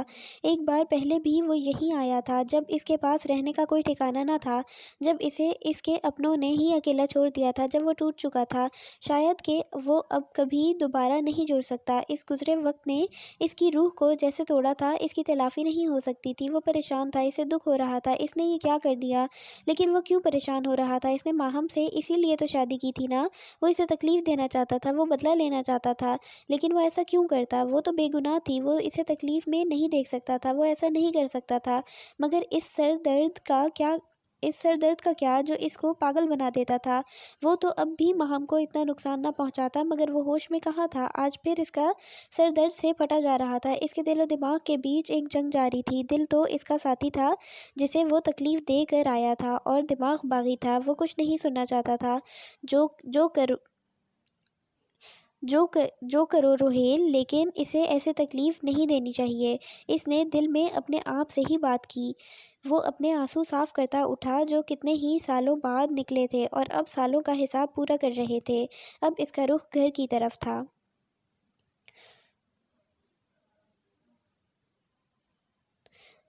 دادو، انسان تے ساتھ برا کیوں ہوتا ہے؟ دادی، انسان کے ساتھ برا کیوں ہوتا ہے؟ ماہم نے بچپن میں ایک بار اپنی دادی سے پوچھا تھا۔ جب انسان کسی کے ساتھ برا کرتا ہے نا، اللہ تعالیٰ اس بندے سے ناراض ہو جاتے ہیں، پھر بندے کو احساس دلانے کے لیے اس پر بھی ایسا مشکل وقت بھیجتے ہیں کہ ہمیں احساس ہو جائے۔ دادی نے اپنی پھولوں جیسی لاڈلی پوتی کے بالوں پہ ہاتھ پھیرتے ہوئے جواب دیا۔ اور دادی اگر کسی نے کچھ برا نہیں کیا ہو تو؟ اور اگر دادی کسی نے کچھ برا نہیں کیا ہو تو؟ اس نے اپنی بڑی بڑی آنکھیں جھپکتے ہوئے ایک اور سوال کیا۔ تو بیٹا، وہ انسان کی آزمائش ہوتی ہے۔ آزمائش کیا ہوتی ہے؟ اس نے اسی معصومیت سے پوچھا۔ بچوں کو بات سمجھانا بھی کوئی آسان کام نہیں ہے۔ جو باتیں ہم خود اتنے عرصے میں سیکھتے ہیں، وہ چھوٹے بچے کیسے سمجھ سکتے ہیں بھلا؟ اگر آپ نے کسی کے ساتھ برا نہیں کیا، اور اگر آپ پہ برا وقت آتا ہے اور آپ اکیلے رہ جاتے ہیں، تو وہ آپ کی آزمائش مطلب ٹیسٹ ہوتا ہے، یہ جاننے کے لیے کہ کیا آپ اللہ کا شکر کرتے ہیں، اس مشکل وقت میں اللہ پر بھروسہ رکھتے ہو یا ہمت ہار جاتے ہو۔ اتنی باتوں میں سے آدھی تو اس کے سر پر سے گزر گئی تھیں، مگر آج اسے ان باتوں کی سمجھ آ رہی تھی۔ وہ اکیلی تھی، وہ پریشان تھی، بے گناہ تھی، لیکن وہ اللہ پر بھروسہ نہیں چھوڑے گی۔ وہ اللہ کسی پر اس کی ہمت سے زیادہ بوجھ نہیں ڈالتا، وہ اسے بھی ہمت دے گا۔ اب وہ یوں بیٹھی نہیں رہے گی، اب وہ کوشش کرے گی حالات بہتر کرنے کی، روہیل کو سمجھانے کی، اس کو منانے کی۔ اور جب حالات بگڑیں تو چپ چاپ دیکھتے نہیں رہنا چاہیے۔ جب تک آپ حالات و معاملات سدھارنے کی کوشش ہی نہیں کرو گے تو حالات کیسے سدھر جائیں گے؟ سب کچھ خود بخود کیسے ٹھیک ہو جائے گا؟ روہیل، میں تمہیں منا لوں گی انشاءاللہ۔ مجھے پتا ہے تم مجھ سے ناراض ہو، ورنہ تم ایسے تو نہیں ہو، اور مجھے پتا ہے تم مجھ سے زیادہ عرصہ ناراض نہیں رہ سکو گے۔ ماہم نے خیالوں میں ہی روہیل سے مخاطب ہوتے ہوئے کہا۔ اب اسے درد کی شدت میں کمی ہوتی محسوس ہو رہی تھی، شاید روح کا درد تھوڑا کم ہوا تھا۔ رات کو جب وہ گھر واپس آیا تو ماہم سو چکی تھی۔ خلاف معمول وہ آج بیڈ پہ سو رہی تھی۔ ویسے تو وہ زمین پر سوتی تھی، پر شاید آج بھول گئی تھی۔ احمر کی نظر اس پر پڑی تو وہیں رک گئی تھی۔ وہ بیڈ پر بیٹھا اسی کو دیکھے گیا، جبکہ ماہم دنیا جہاں سے بے خبر سو رہی تھی۔ کتنا یاد کیا تھا اس نے ماہم کو، مگر کتنا دکھی بھی تو کیا تھا ماہم نے روہیل کو۔ وہ اسے ان لوگوں میں اکیلا چھوڑ گئی، پھر وہ بدل گئی، وہ اس پر بھروسہ بھی نہیں کرتی تھی۔ ان باتوں نے روہیل کو جتنا دکھ دیا تھا وہ ناقابل بیان تھا۔ اس کو نہیں معلوم تھا، لیکن اس نے اپنے آپ پہ جو خول چڑھا لیا تھا رات کے اس پہر ماہم کو دیکھتے، وہ خول کھل چکا تھا۔ اب کیا کرنا تھا وہ سوچ رہا تھا۔ اس نے اوروں کو بھی تو معاف نہیں کیا تھا۔ جی ہاں، لیکن بروقت علاج نہ کروانے کی وجہ سے اب اس بیماری کا علاج ممکن نہیں ہے۔ ہاسپٹل کے ایک کمرے میں باسط صاحب اور احمد بیٹھے تھے، جبکہ ان کے مقابل میں بیٹھا ڈاکٹر احمد کی رپورٹس دیکھ رہا تھا۔ جب گھر والوں نے اسے مار کر گھر سے باہر پھینکا تھا تو روہیل کے سر پر شدید چوٹ آئی تھی، اور چونکہ مکمل علاج نہیں کروایا گیا تھا، جس کی وجہ سے اس کے سر میں شدید درد رہنے لگا تھا، اور کبھی کبھار تو درد اتنا بڑھ جاتا کہ وہ اپنے حواسوں میں ہی نہیں رہتا تھا۔ ڈاکٹر کہتے تھے کہ اس چوٹ کا وقت پر علاج نہ کروانے کی وجہ سے ایسا ہوا ہے۔ اب یہ درد مستقل ختم نہیں ہو سکتا تھا، البتہ دوائیں لیتے رہنے سے ہی اس درد سے نجات ممکن تھی۔ کوئی بات نہیں بیٹا، ہم کسی اچھے ڈاکٹر کو دکھائیں گے، باسط صاحب ہسپتال سے باہر نکلتے روہیل سے بولے، جبکہ روہیل جواباً ہلکا سا مسکرا دیا۔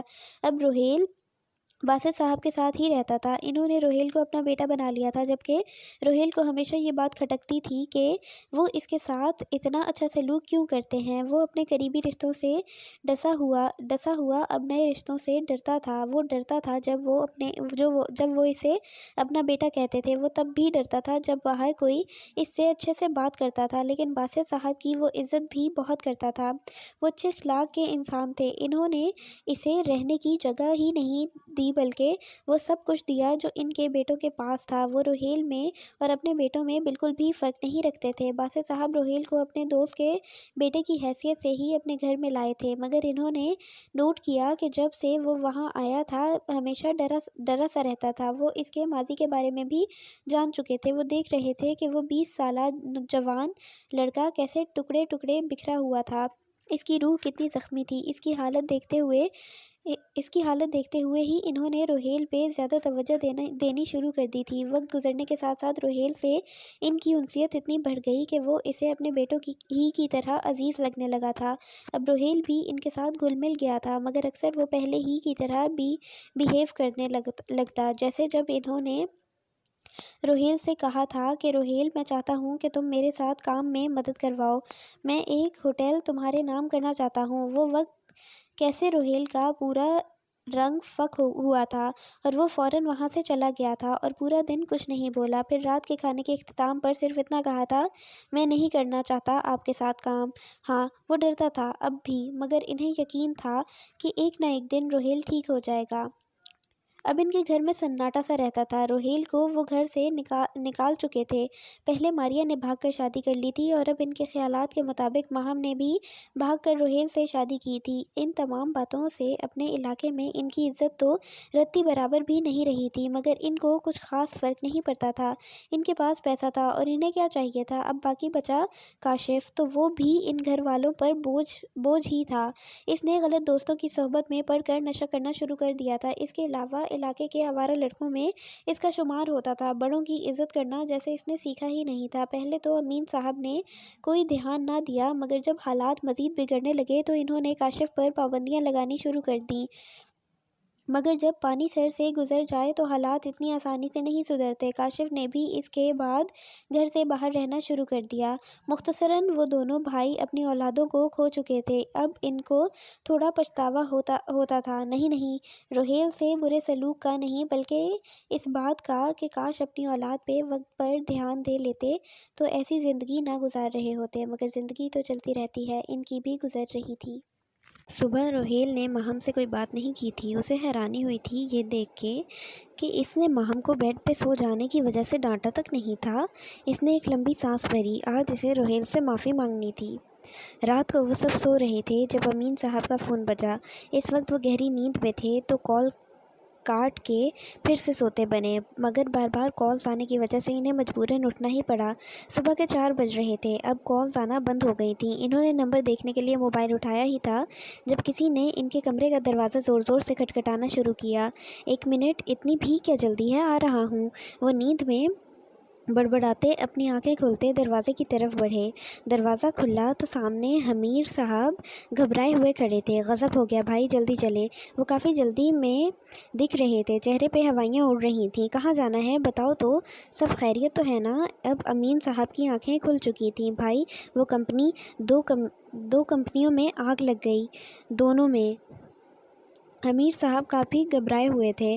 اب یہ بات سن کے تو امین صاحب کے بھی ہوش اڑ گئے۔ کیا کہہ رہے ہو بدبخت انسان؟ تیز آواز میں کہا گیا۔ اب وہ اپنی ہی زبان استعمال کرنے لگے۔ ٹھیک کہہ رہا ہوں بھائی، جلدی چلیں۔ امیر صاحب امین صاحب کی باتوں کو اگنور کرتے بولے اور دونوں فوراً باہر کی طرف بھاگے۔ یاسمین اور امینہ بھی ان کی آوازوں سے اٹھ چکی تھیں، مگر کسی کو اصل بات کی خبر نہیں ہوئی تھی۔ کیا ہوا ہے بھائی، یہ دونوں ایسے کیوں گئے ہیں؟ کیا ہوا ہے بھابھی، یہ دونوں ایسے کیوں گئے ہیں؟ امینہ نے یاسمین سے پوچھا۔ مجھے کیا معلوم، خدا خیر کرے، وہ پریشانی سے بولیں، اور خدا تو پریشانی میں ہی یاد آتا ہے، خوشی میں تو ہم سب اسے بھول جاتے ہیں۔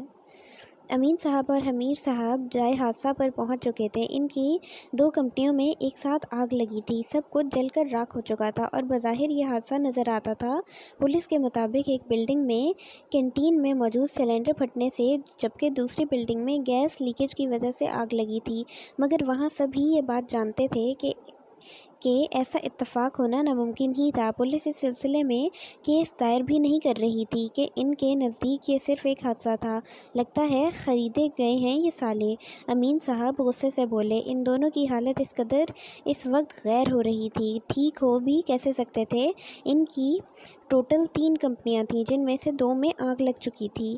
ان کا کروڑوں روپے کا نقصان ہو چکا تھا۔ اس دولت کا جسے پانے کے لیے انہوں نے کیا کچھ نہیں کیا تھا، وہ دولت جسے انہوں نے اپنی اولاد سے زیادہ اہمیت دی تھی، وہ دولت جس کے لیے انہوں نے اپنے سگے بھائی کو مارا تھا، جس کے لیے اب ایک بچے کے ساتھ جس سے ان کا خونی رشتہ تھا وحشیوں والا سلوک کیا تھا، وہ دولت ان کو کیسے آرام پہنچا سکتی تھی؟ پیسہ تو ہاتھ کی میل ہوتا ہے، اکثر یہ جملہ ہمارے بزرگوں کے منہ سے ہم سنتے ہیں، مگر کیا ہم اسے سمجھتے ہیں؟ پوری زندگیاں دولت حاصل کرنے میں، پیسے کے پیچھے بھاگنے میں گزار دیتے ہیں۔ ہم زندگی کبھی جیتے ہی نہیں، ہم بس زندگی گزار دیتے ہیں ان چیزوں کے پیچھے بھاگتے بھاگتے۔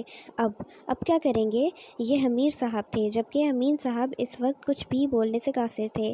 اب تک ان کو ہونے والے نقصان کا پتہ نہیں چلا تھا۔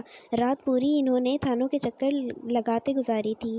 ایک نیا سورج ان بھائیوں کی حالت پہ ہنستا طلوع ہو چکا تھا، جبکہ وہ دونوں صدمے کی حالت میں تھے۔ ماہم اب تک روہیل کا انتظار کر رہی تھی۔ کل اسے روہیل سے بات کرنے کا موقع ہی نہیں ملا تھا، ملا بھی تو اس کی روہیل سے بات کرنے کی جرأت نہ ہوئی۔ کل شام ہی سے وہ غائب تھا، اور اب شام کے 7 بج رہے تھے، پورا ایک دن ہونے کو آیا تھا۔ عموماً وہ کہیں دور جاتا تو بتا کر ہی جاتا تھا، اور دبئی جانا ہوتا تو ڈھیر پابندیاں جو ماہم پر لگتی تھیں، اس سے اس بات کا اندازہ ہو ہی جاتا تھا۔ وہ انہی سوچوں میں گم تھی جب وہ کمرے میں داخل ہوا۔ ہیلو ڈارلنگ، تمہارے لیے ایک گڈ نیوز ہے میرے پاس، گیس تو کرو۔ وہ اپنے مخصوص انداز میں مسکراتا ٹی وی کی طرف بڑھا، جبکہ ماہم کو اس کی مسکراہٹ دیکھ کے ہی کچھ غلط ہونے کا احساس ہوا۔ وہ ریموٹ تو پکڑانا ذرا۔ روہیل نے سائڈ ٹیبل پر پڑے ریموٹ کی طرف اشارہ کیا۔ ماہم نے ریموٹ اٹھا کر اسے پکڑایا۔ اب کمرے میں خبروں کی آواز گونج رہی تھی کہ ماہم کے کانوں میں پڑنے والے الفاظ سے اس کے کان کھڑے ہو گئے۔ معروف بزنس مین امین شاہ اور ان کے بھائی امیر شاہ کی دونوں کمپنیوں میں گزشتہ رات آگ بھڑک اٹھی، جس کی وجہ سے دونوں بلڈنگز جل کر راکھ ہو گئیں۔ پولیس کا کہنا ہے کہ یہ محض ایک حادثہ تھا، تفصیلات جانتے ہیں ہمارے نمائندے۔ روہیل نے ٹی وی کی آواز بند کی اور ماہم کی طرف دیکھ کر ایک زوردار قہقہا لگایا۔ ماہم جو اپنی آنکھیں پھاڑے ٹی وی پر چلتی نیوز دیکھ رہی تھی، روہیل کے قہقہا لگانے پر اس کی طرف دیکھنے لگی۔ تم نے کیا ہے یہ؟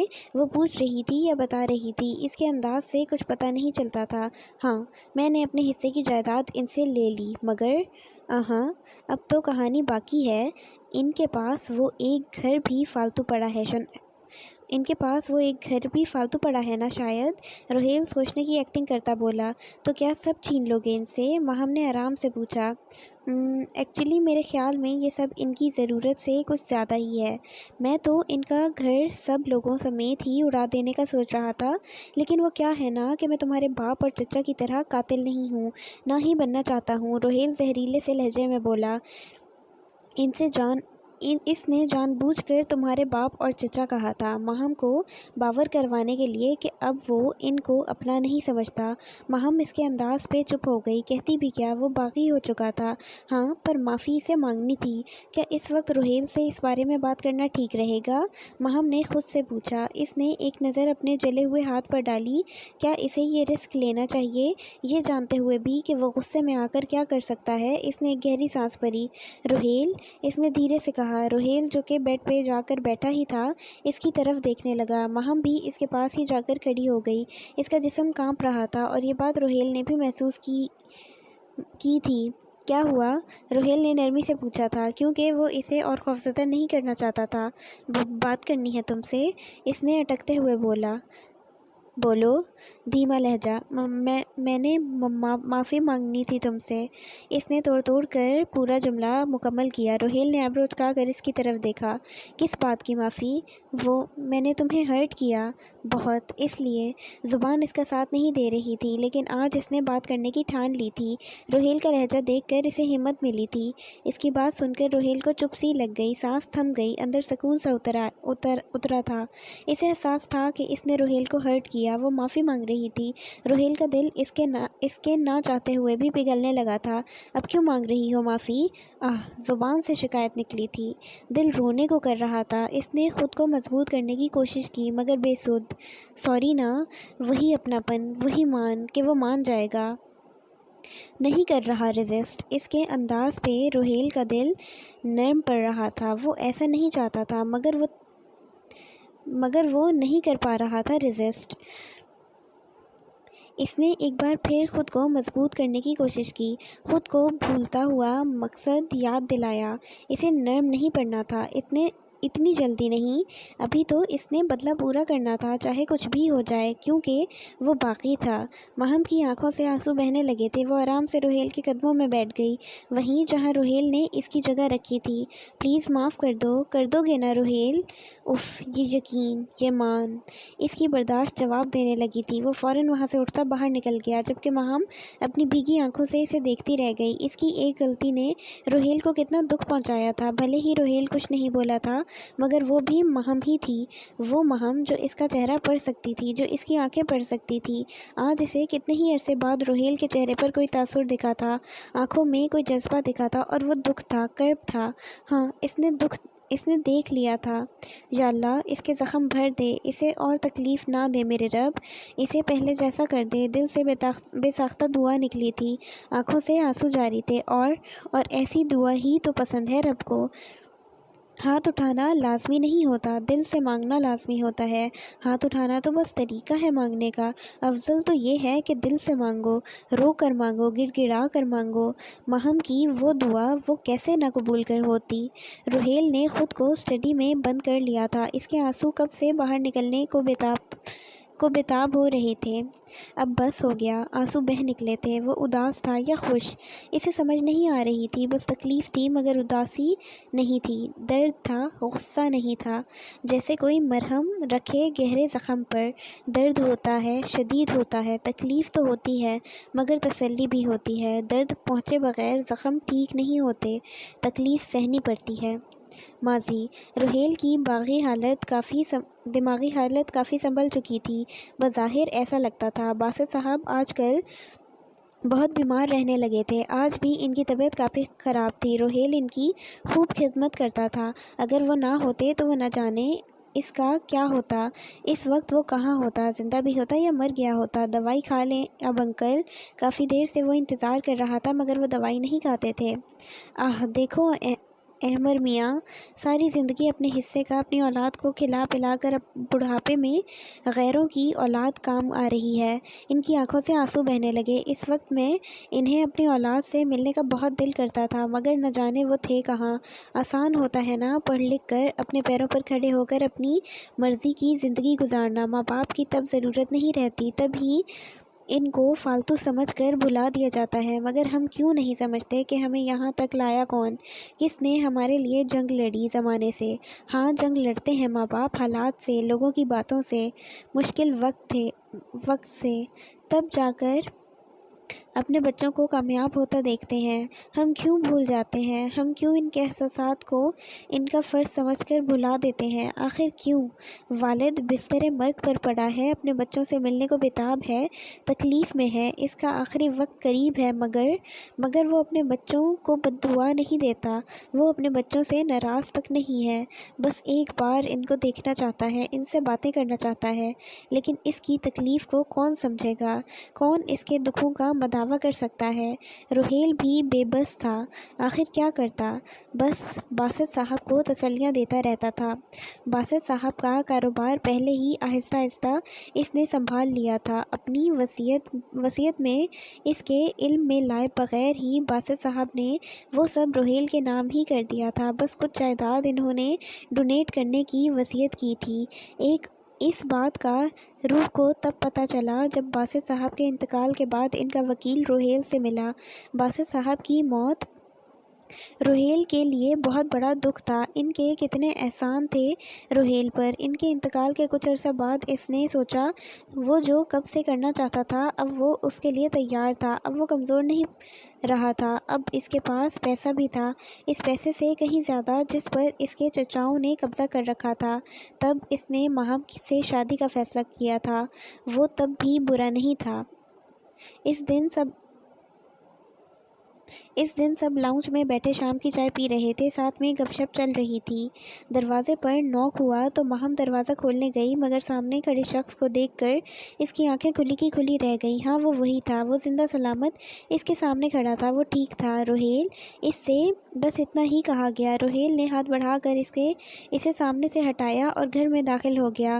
مہم بھی اپنی حیرانگی سمیت اس کے پیچھے چل دی۔ اندر اس کو دیکھ کر سب ہی حیران تھے، وہ زندہ کیسے ہو سکتا تھا، اور تھا بھی تو اتنے سالوں بعد کیا لینے آیا تھا؟ تم کیوں آئے ہو یہاں؟ حمیر صاحب بولے تھے۔ آرام سے بیٹھ کے بات کرتے ہیں چچا، احمد نے آرام سے کہتے سامنے صوفے پر بیٹھنے کا اشارہ کیا۔ کوئی نہیں بیٹھے گا، ابھی اور اسی وقت نکل جاؤ یہاں سے۔ امین صاحب دھاڑے تھے، مگر اب وہ چھوٹا بچہ نہیں تھا جسے وہ مار کر چپ کروا دیتے۔ میں تو کہیں نہیں جا رہا اپنے گھر سے، اچھا ہوگا آپ لوگ آرام سے بیٹھ کر میری بات سن لیں، بے نیازی سے کہا گیا۔ ہر کوئی حیران تھا کہ یہ وہی روحیل تھا۔ اس کی بات سن کر اور اس کا انداز دیکھ کر انہوں نے بات سننے میں ہی عافیت جانی۔ جلدی کہو کیا کہنے آئے ہو؟ امین صاحب ناگواری سے بولے۔ اصل میں حمیر چچا، وہ تھوڑا رکا تھا، اسے ڈر لگ رہا تھا، مگر وہ سب کے سامنے خود کو مضبوط ظاہر کر رہا تھا۔ اس نے تھوک نکلا اور ہمت کر کے دوبارہ بات شروع کی۔ میں مہم کے ساتھ شادی کرنا چاہتا ہوں۔ اس نے نظریں اٹھا کر اوپر دیکھا، وہ ان کا جواب جانتا تھا، مگر پھر بھی ایک امید، ایک آس تھی دل میں کہ شاید۔ سب اسے غور سے دیکھ رہے تھے، گویا سب کو سانپ سونگھ گیا ہو۔ مہم کمرے میں جا چکی تھی۔ آئے، دماغ تو خراب نہیں ہے تمہارا؟ شائستہ بیگم بولی۔ اس سے پہلے کہ وہ اور کچھ کہتی، حمیر صاحب نے انہیں چپ رہنے کا اشارہ کیا اور خود بولے، تم نے سوچ بھی کیسے لیا ایسا ممکن ہے؟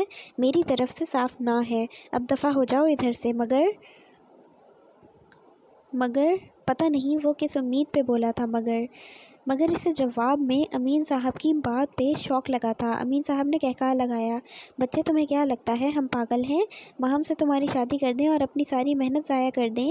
ارسل بھائی کو اس لیے زہر دے کر تو نہیں مارا تھا نا ہم نے؟ وہ جنونی انداز میں بولے تھے۔ اب سانپ سونگھنے کی باری روحیل کی تھی۔ وہ اب تک نہیں جانتا تھا کہ اس کے باپ کی موت کیسے ہوئی تھی، نہ اس نے کبھی ایسا کچھ سوچا تھا۔ تو وہ سب اتنے گر چکے تھے، اس کے بعد کس نے کیا کہا اسے کچھ سنائی نہیں دیا۔ وہ فوراً اس گھر سے باہر نکل گیا جہاں انسانیت ختم ہو چکی تھی، جہاں رشتوں سے زیادہ پیسوں کی چاہت تھی۔ وہ وہاں نہیں رہنا چاہتا تھا۔ اگلے کچھ دنوں تک تو اسے کسی چیز کا ہوش نہیں نہ رہا۔ جب ہوش آیا تو تب اس نے فیصلہ کیا اس سے بدلہ لینے کا۔ مہم سے شادی تو اب کرنی ہی تھی۔ صبح اس کی آنکھ کھلی تو اس نے خود کو اسٹڈی میں پایا، جانے کب وہ پچھلی ساری باتیں سوچتے سوچتے سو گیا تھا۔ وہ کمرے میں گیا تو مہم کو اسی جگہ سوتے پایا جہاں وہ اسے چھوڑ کے گیا تھا۔ وہ وہیں تھی جہاں روحیل نے اسے چھوڑا تھا۔ مہم کے سوئے ہوئے وجود پر ایک نظر ڈال کر وہ واش روم کی طرف بڑھ گیا۔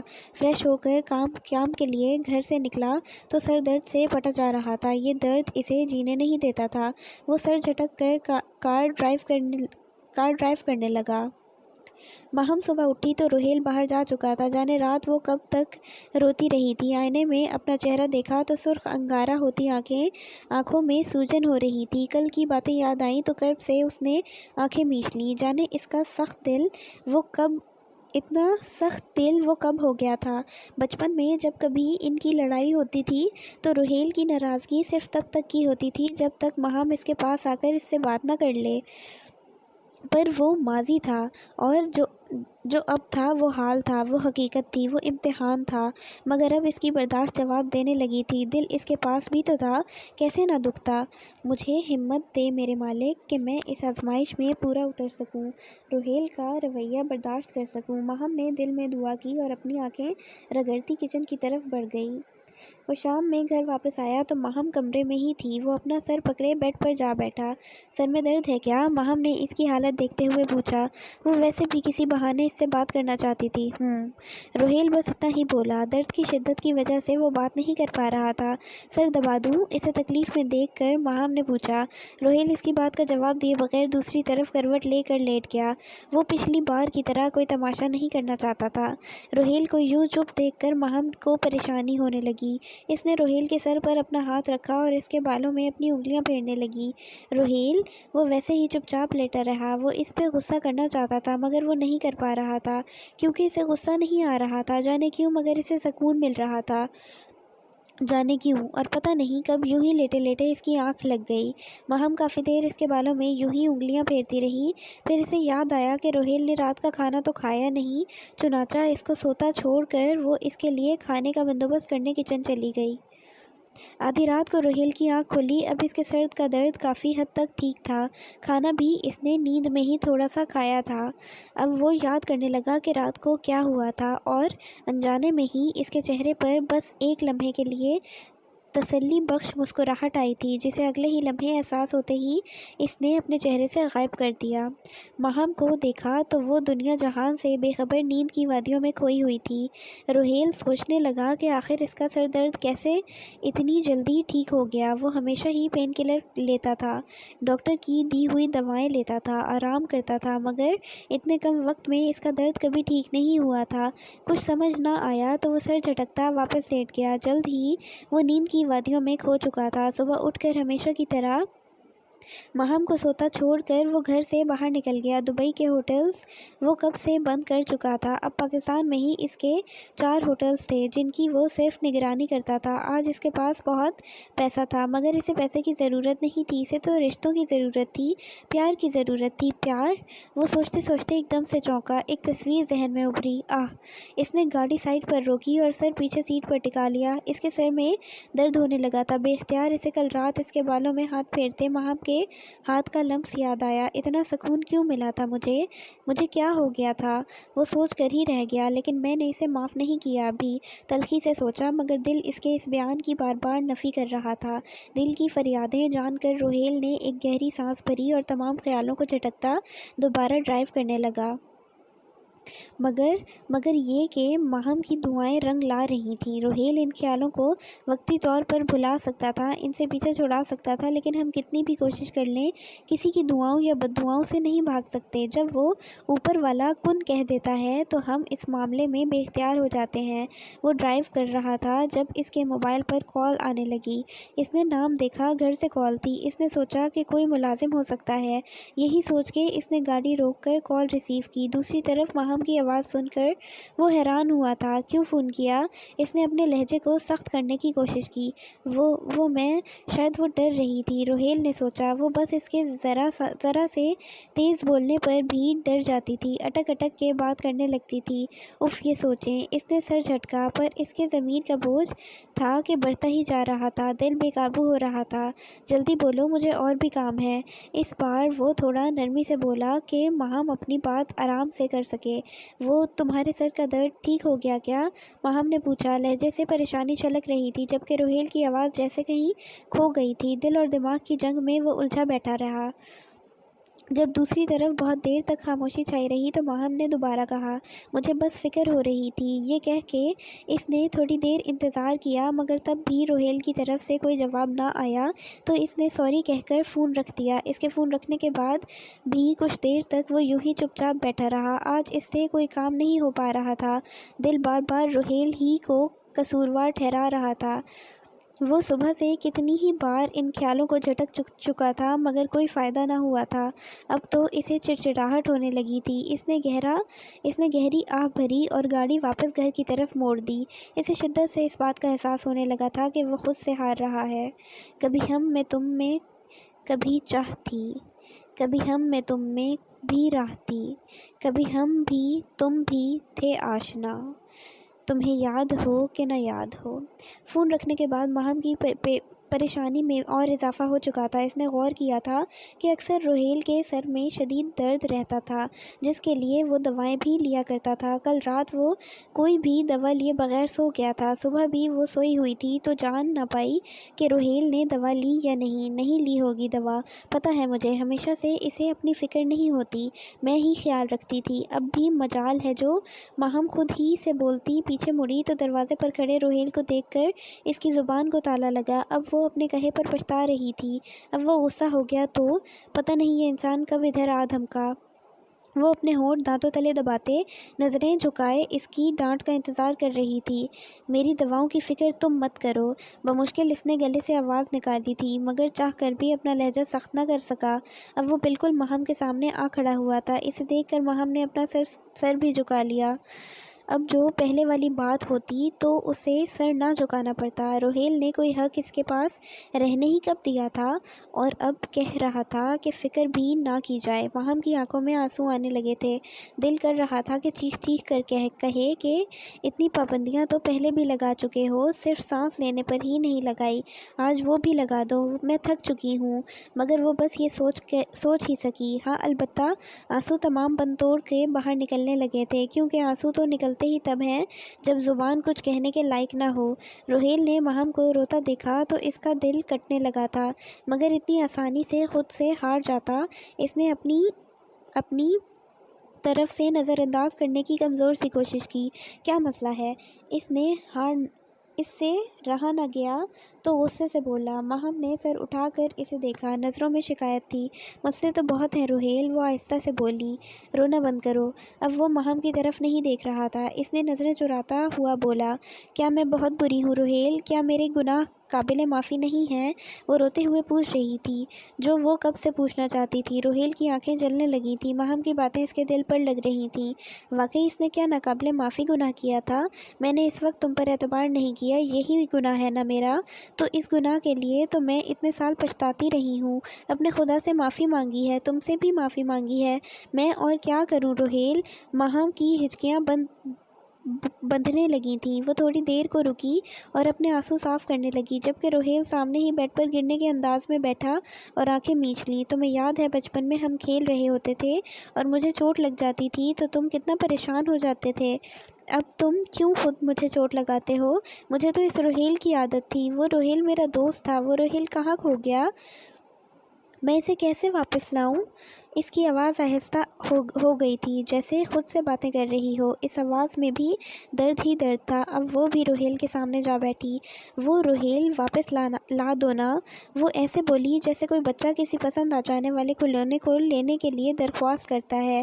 روہیل جو بت بن کر بیٹھا کافی وقت سے اپنی برداشت آزما رہا تھا، اس کی برداشت جواب دے گئی اور اس نے پاس بیٹھی ماہم کو سینے سے لگا لیا اور خود بھی رونے لگا اور اس لمحے اس نے ہار تسلیم کر لی تھی خود سے۔ اب پتھر پگھل گیا تھا، خول اتر چکا تھا۔ مجھے معاف کر دو ماہم، اس نے روتے ہوئے کہا مگر کتنا اچھا لگا تھا اسے ماہم کو اس کے نام سے پکارنے پہ۔ پتہ نہیں کیوں وہ اتنا عرصہ بھاگتا رہا، اور کس سے؟ ماہم سے یا خود سے؟ میں نے تمہاری قدر نہیں کی، مجھے معاف کر دو، مجھے معاف کر دو، وہ بار بار یہی کہہ جا رہا تھا۔ اس نے ماہم پر سے اپنی گرفت ڈھیلی کی تو وہ فوراً اس سے علیحدہ ہوتی ہوئی اپنے آنسو صاف کرنے لگی۔ تو تم نے مجھے معاف کر دیا؟ ماہم نے مسکراتے ہوئے معصومیت मासूमियत से पूछा। इसका सवाल और अंदाज देख के रोहेल के चेहरे पर भी मुस्कुराहट फैल गई। मैं कभी तुमसे नाराज़ रह सकता हूँ? रोहेल ने इसके हाथ पकड़ते हुए प्यार से पूछा, जिसे जानता हो कि वो ना में ही जवाब देगी। नहीं, महम ने हंसते हुए जवाब दिया। अब तो मैं तुम्हारी दवाओं की फ़िक्र कर सकती हूँ ना? इसने बड़े मान से पूछा। नहीं, तुम्हें मेरी दवाओं के साथ साथ मेरी फ़िक्र भी करनी होगी, रोहेल शरारत से बोला, और इसके साथ ही फ़िज़ा में गूंजने वाली महम की हंसी बेसाख्ता थी। रोहेल ने इसको हंसता देखकर खुदा का शुक्र अदा किया, पर अब माफ़ी मांगना बाकी था। सुनो, मुझे तुम माफ़ कर देना कि इस दुनिया से डर कर, मैं अपनों के रवैयों से थक कर, मैं हकीकत से गाफिल हो बैठा, तुम्हें तकलीफ़ दे बैठा, तुम्हें नाराज़ कर बैठा। मुझे तुम माफ़ कर देना, महम। रोहेल को एकदम से कोई ख्याल आया तो इसने महम को मुखातिब किया। क्या हुआ? तुमने मुझे माफ़ कर दिया ना? मैं तुमसे कभी नाराज़ ही नहीं थी। रोहेल इसकी बात पर चुप रहा तो फिर से बोली, फिर भी एडवांस में माफ़ कर दिया। रोहेल इसकी बात सुनकर मुस्कुराया। वो हमेशा से ऐसी थी, सिर्फ मजाक में ही नाराज़ हो सकती थी। एक वही तो थी जिसे वो अपनी कह सकता था। एक बात मानोगी मेरी? रोहेल फिर से बोला। हाँ बिल्कुल, बोलो। तुम अल्लाह से दुआ करना कि वो मुझे माफ़ कर दे, वो नज़रें झुका कर कहने लगा। महम ने एक गहरी नज़र इस पर डाली और एक ख्याल आते ही मुस्कुरा कर उठी। चलो उठो। कहाँ? महम को उठता देख कर इसने पूछा। मैंने शुक्राने के नफिल पढ़ने हैं, तुम भी नफल पढ़ कर माफ़ी मांग लो। चलो उठो। इसकी बात सुनकर रोहेल भी मुस्कुराता उठ खड़ा हुआ। रोहेल, उठ जाओ, 9 बज गए हैं। महम कब से रोहेल को उठा रही थी, मगर मजाल है जो वो अपनी जगह से 1 इंच भी हिला हो। ओफ़ो, उठ भी चुको अब। महम तंग आकर बोली तो रोहेल के वजी चेहरे पर खूबसूरत मुस्कुराहट उभर आई। महम ने रोहेल को जागता पाया तो कुशन उठाकर इसके मुंह पर दे मारा। रोहेल हड़बड़ा कर उठ बैठा और महम का फूला हुआ मुंह देखकर मुस्कुराने लगा। इसके मुस्कुराने पर वो खजल सी हो गई। मैं नाराज़ हूँ तुमसे, वो ऐलान करने वाले अंदाज में बोली। क्यों? वो अब भी मुस्कुरा रहा था। इसको यूं ही मुस्कुराते देखकर महम ने ड्रामाई अंदाज में लंबी सांस भरी और इसकी तरफ देखकर बोली, आज नाश्ता तुम बनाओगे, सज़ा है तुम्हारी।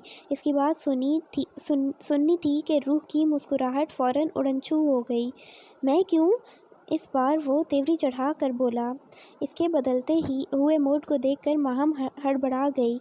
नहीं, वो इसको हकलाता देखकर रोहेल ने आह भरी और दोबारा लेट गया। कंबल अपने सर तक लेता हुआ बोला, सोने दो और नाश्ता बन जाए तो उठा देना। इसको दोबारा सोते देखकर महम ने अफसोस से सर हिलाया और किचन की तरफ कदम बढ़ा दिए। मिजाज तो देखो जनाब के, गिरगिट के रंगों की तरह मूड बदल जाता है। वो किचन की तरफ जाते हुए सोच रही थी। रोहेल, वो शाम की चाय पी रहे थे जब महम ने एक ख्याल के तहत रोहेल को मुतवज्जा किया। बोलो। रोहेल इस वक्त टीवी पर मैच देख रहा था। टीवी पर ही नज़रें जमाए बोला, कुछ पूछना था। महम संजीदगी से बोली, पूछो। नज़रें हवस टीवी पर थीं। तुमने घर वालों को भी माफ़ कर दिया? महम ने सोच कर सवाल पूछा। पता नहीं रोहेल इसके सवाल पर क्या रद्द अमल देगा। रोहेल ने टीवी पर से नज़रें हटाई और इसको देखने लगा। क्या मुझे करना चाहिए? ठंडे लहजे में पूछने लगा। इसके सवाल पर थोड़ी देर तक खामोशी छाई रही। फिर महम बोली, इंसान को इसके अमाल की सज़ा देने वाले हम कौन होते हैं रोहेल? खुदा है ना सज़ा व जज़ा देने वाला। तुम इनको भी माफ़ कर दो। क्या इतना आसान है? रोहेल ने पूछा। आसान नहीं है, जानती हूँ, मगर तुम कोशिश तो करो, आगे बढ़ जाओ। जो हो चुका इसे भूल जाओ, फिर माफ़ करने में आसानी होगी। महम इसे समझा रही थी। और आगे बढ़ना आसान है? सब कुछ भुला देना, ये बोलने में आसान लगता है महम। रोहेल ने लंबी आह भरी। मैं तुम्हारी मदद करूँगी रोहेल, तुम इरादा तो करो, कुछ वक्त लगेगा मगर हम कर लेंगे, इसने अपनायत भरे लहजे में कहा। इसके तुम के बजाय हम कहने पर रोहेल को बेख्तियार प्यार आया था।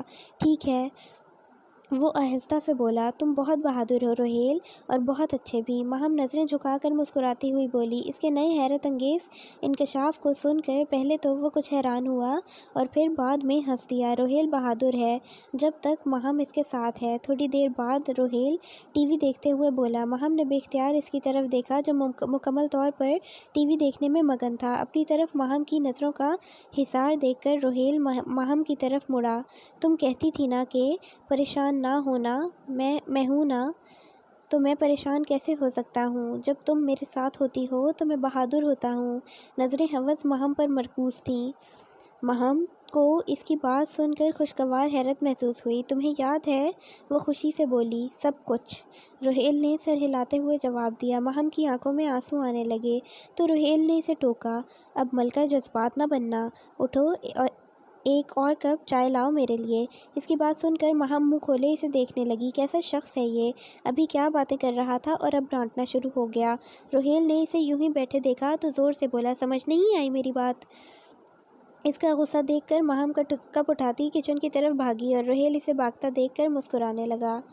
اور یہاں ختم ہوتی ہے روہیل اور مہم کی داستان۔ معاف کر دینا اور آگے بڑھ جانا مشکل ہے، مگر ہمت ہو اور ارادے مضبوط ہوں تو انسان کچھ بھی کر سکتا ہے۔ روہیل کو بالکل ٹھیک ہونے میں وقت لگے گا، سب کو دل سے معافی دینے میں وقت لگے گا، مگر وہ کر دے گا۔ مہم نے ہمت نہیں ہاری۔ اس وقت جب اس پر سارے دروازے بند ہونے لگے تھے، اس نے اپنے رب کو پکارا۔ اللہ کسی کو خالی ہاتھ نہیں لوٹاتا۔ اس نے مہم کی بھی سنی۔ ایک وہ واحد در ہے جہاں سب کی سنی جاتی ہے، اور ایک وہ واحد در ہے کہ ملنے کا یقین ہونے کے باوجود بھی اپنی فریاد وہاں پیش نہیں کرتے۔ دنیا والوں سے ہی مانگتے رہتے ہیں۔ مشکلات اور برا وقت زندگی کا حصہ ہے، اسے اپنی شخصیت پر اثر انداز نہ ہونے دیں۔ دوسروں کو دکھ دے کر ہم کبھی خوش نہیں رہ سکتے، اس لیے آگے بڑھ جائیں، سدا خوش رہیں۔ آمین۔ آپ کی قیمتی دعاؤں کی ممتنی آرزو ناز۔ ختم شد۔ ہاں جی، تو یہ شارٹ ناول تھا اور بہت اچھا ناول تھا۔ کیسا لگا آپ لوگوں کو؟ امید کرتی ہوں آپ لوگوں کو ناول پسند آیا ہوگا۔ مجھے بہت اچھا لگا یہ ناول۔ چلیں جی، ناول اچھا لگا ہو تو ویڈیو کو لائک کریں، شیئر کریں فرینڈس کے ساتھ، چینل کو سبسکرائب کریں۔ آپ سے ملاقات ہوگی اگلے ناول میں۔ اللہ حافظ۔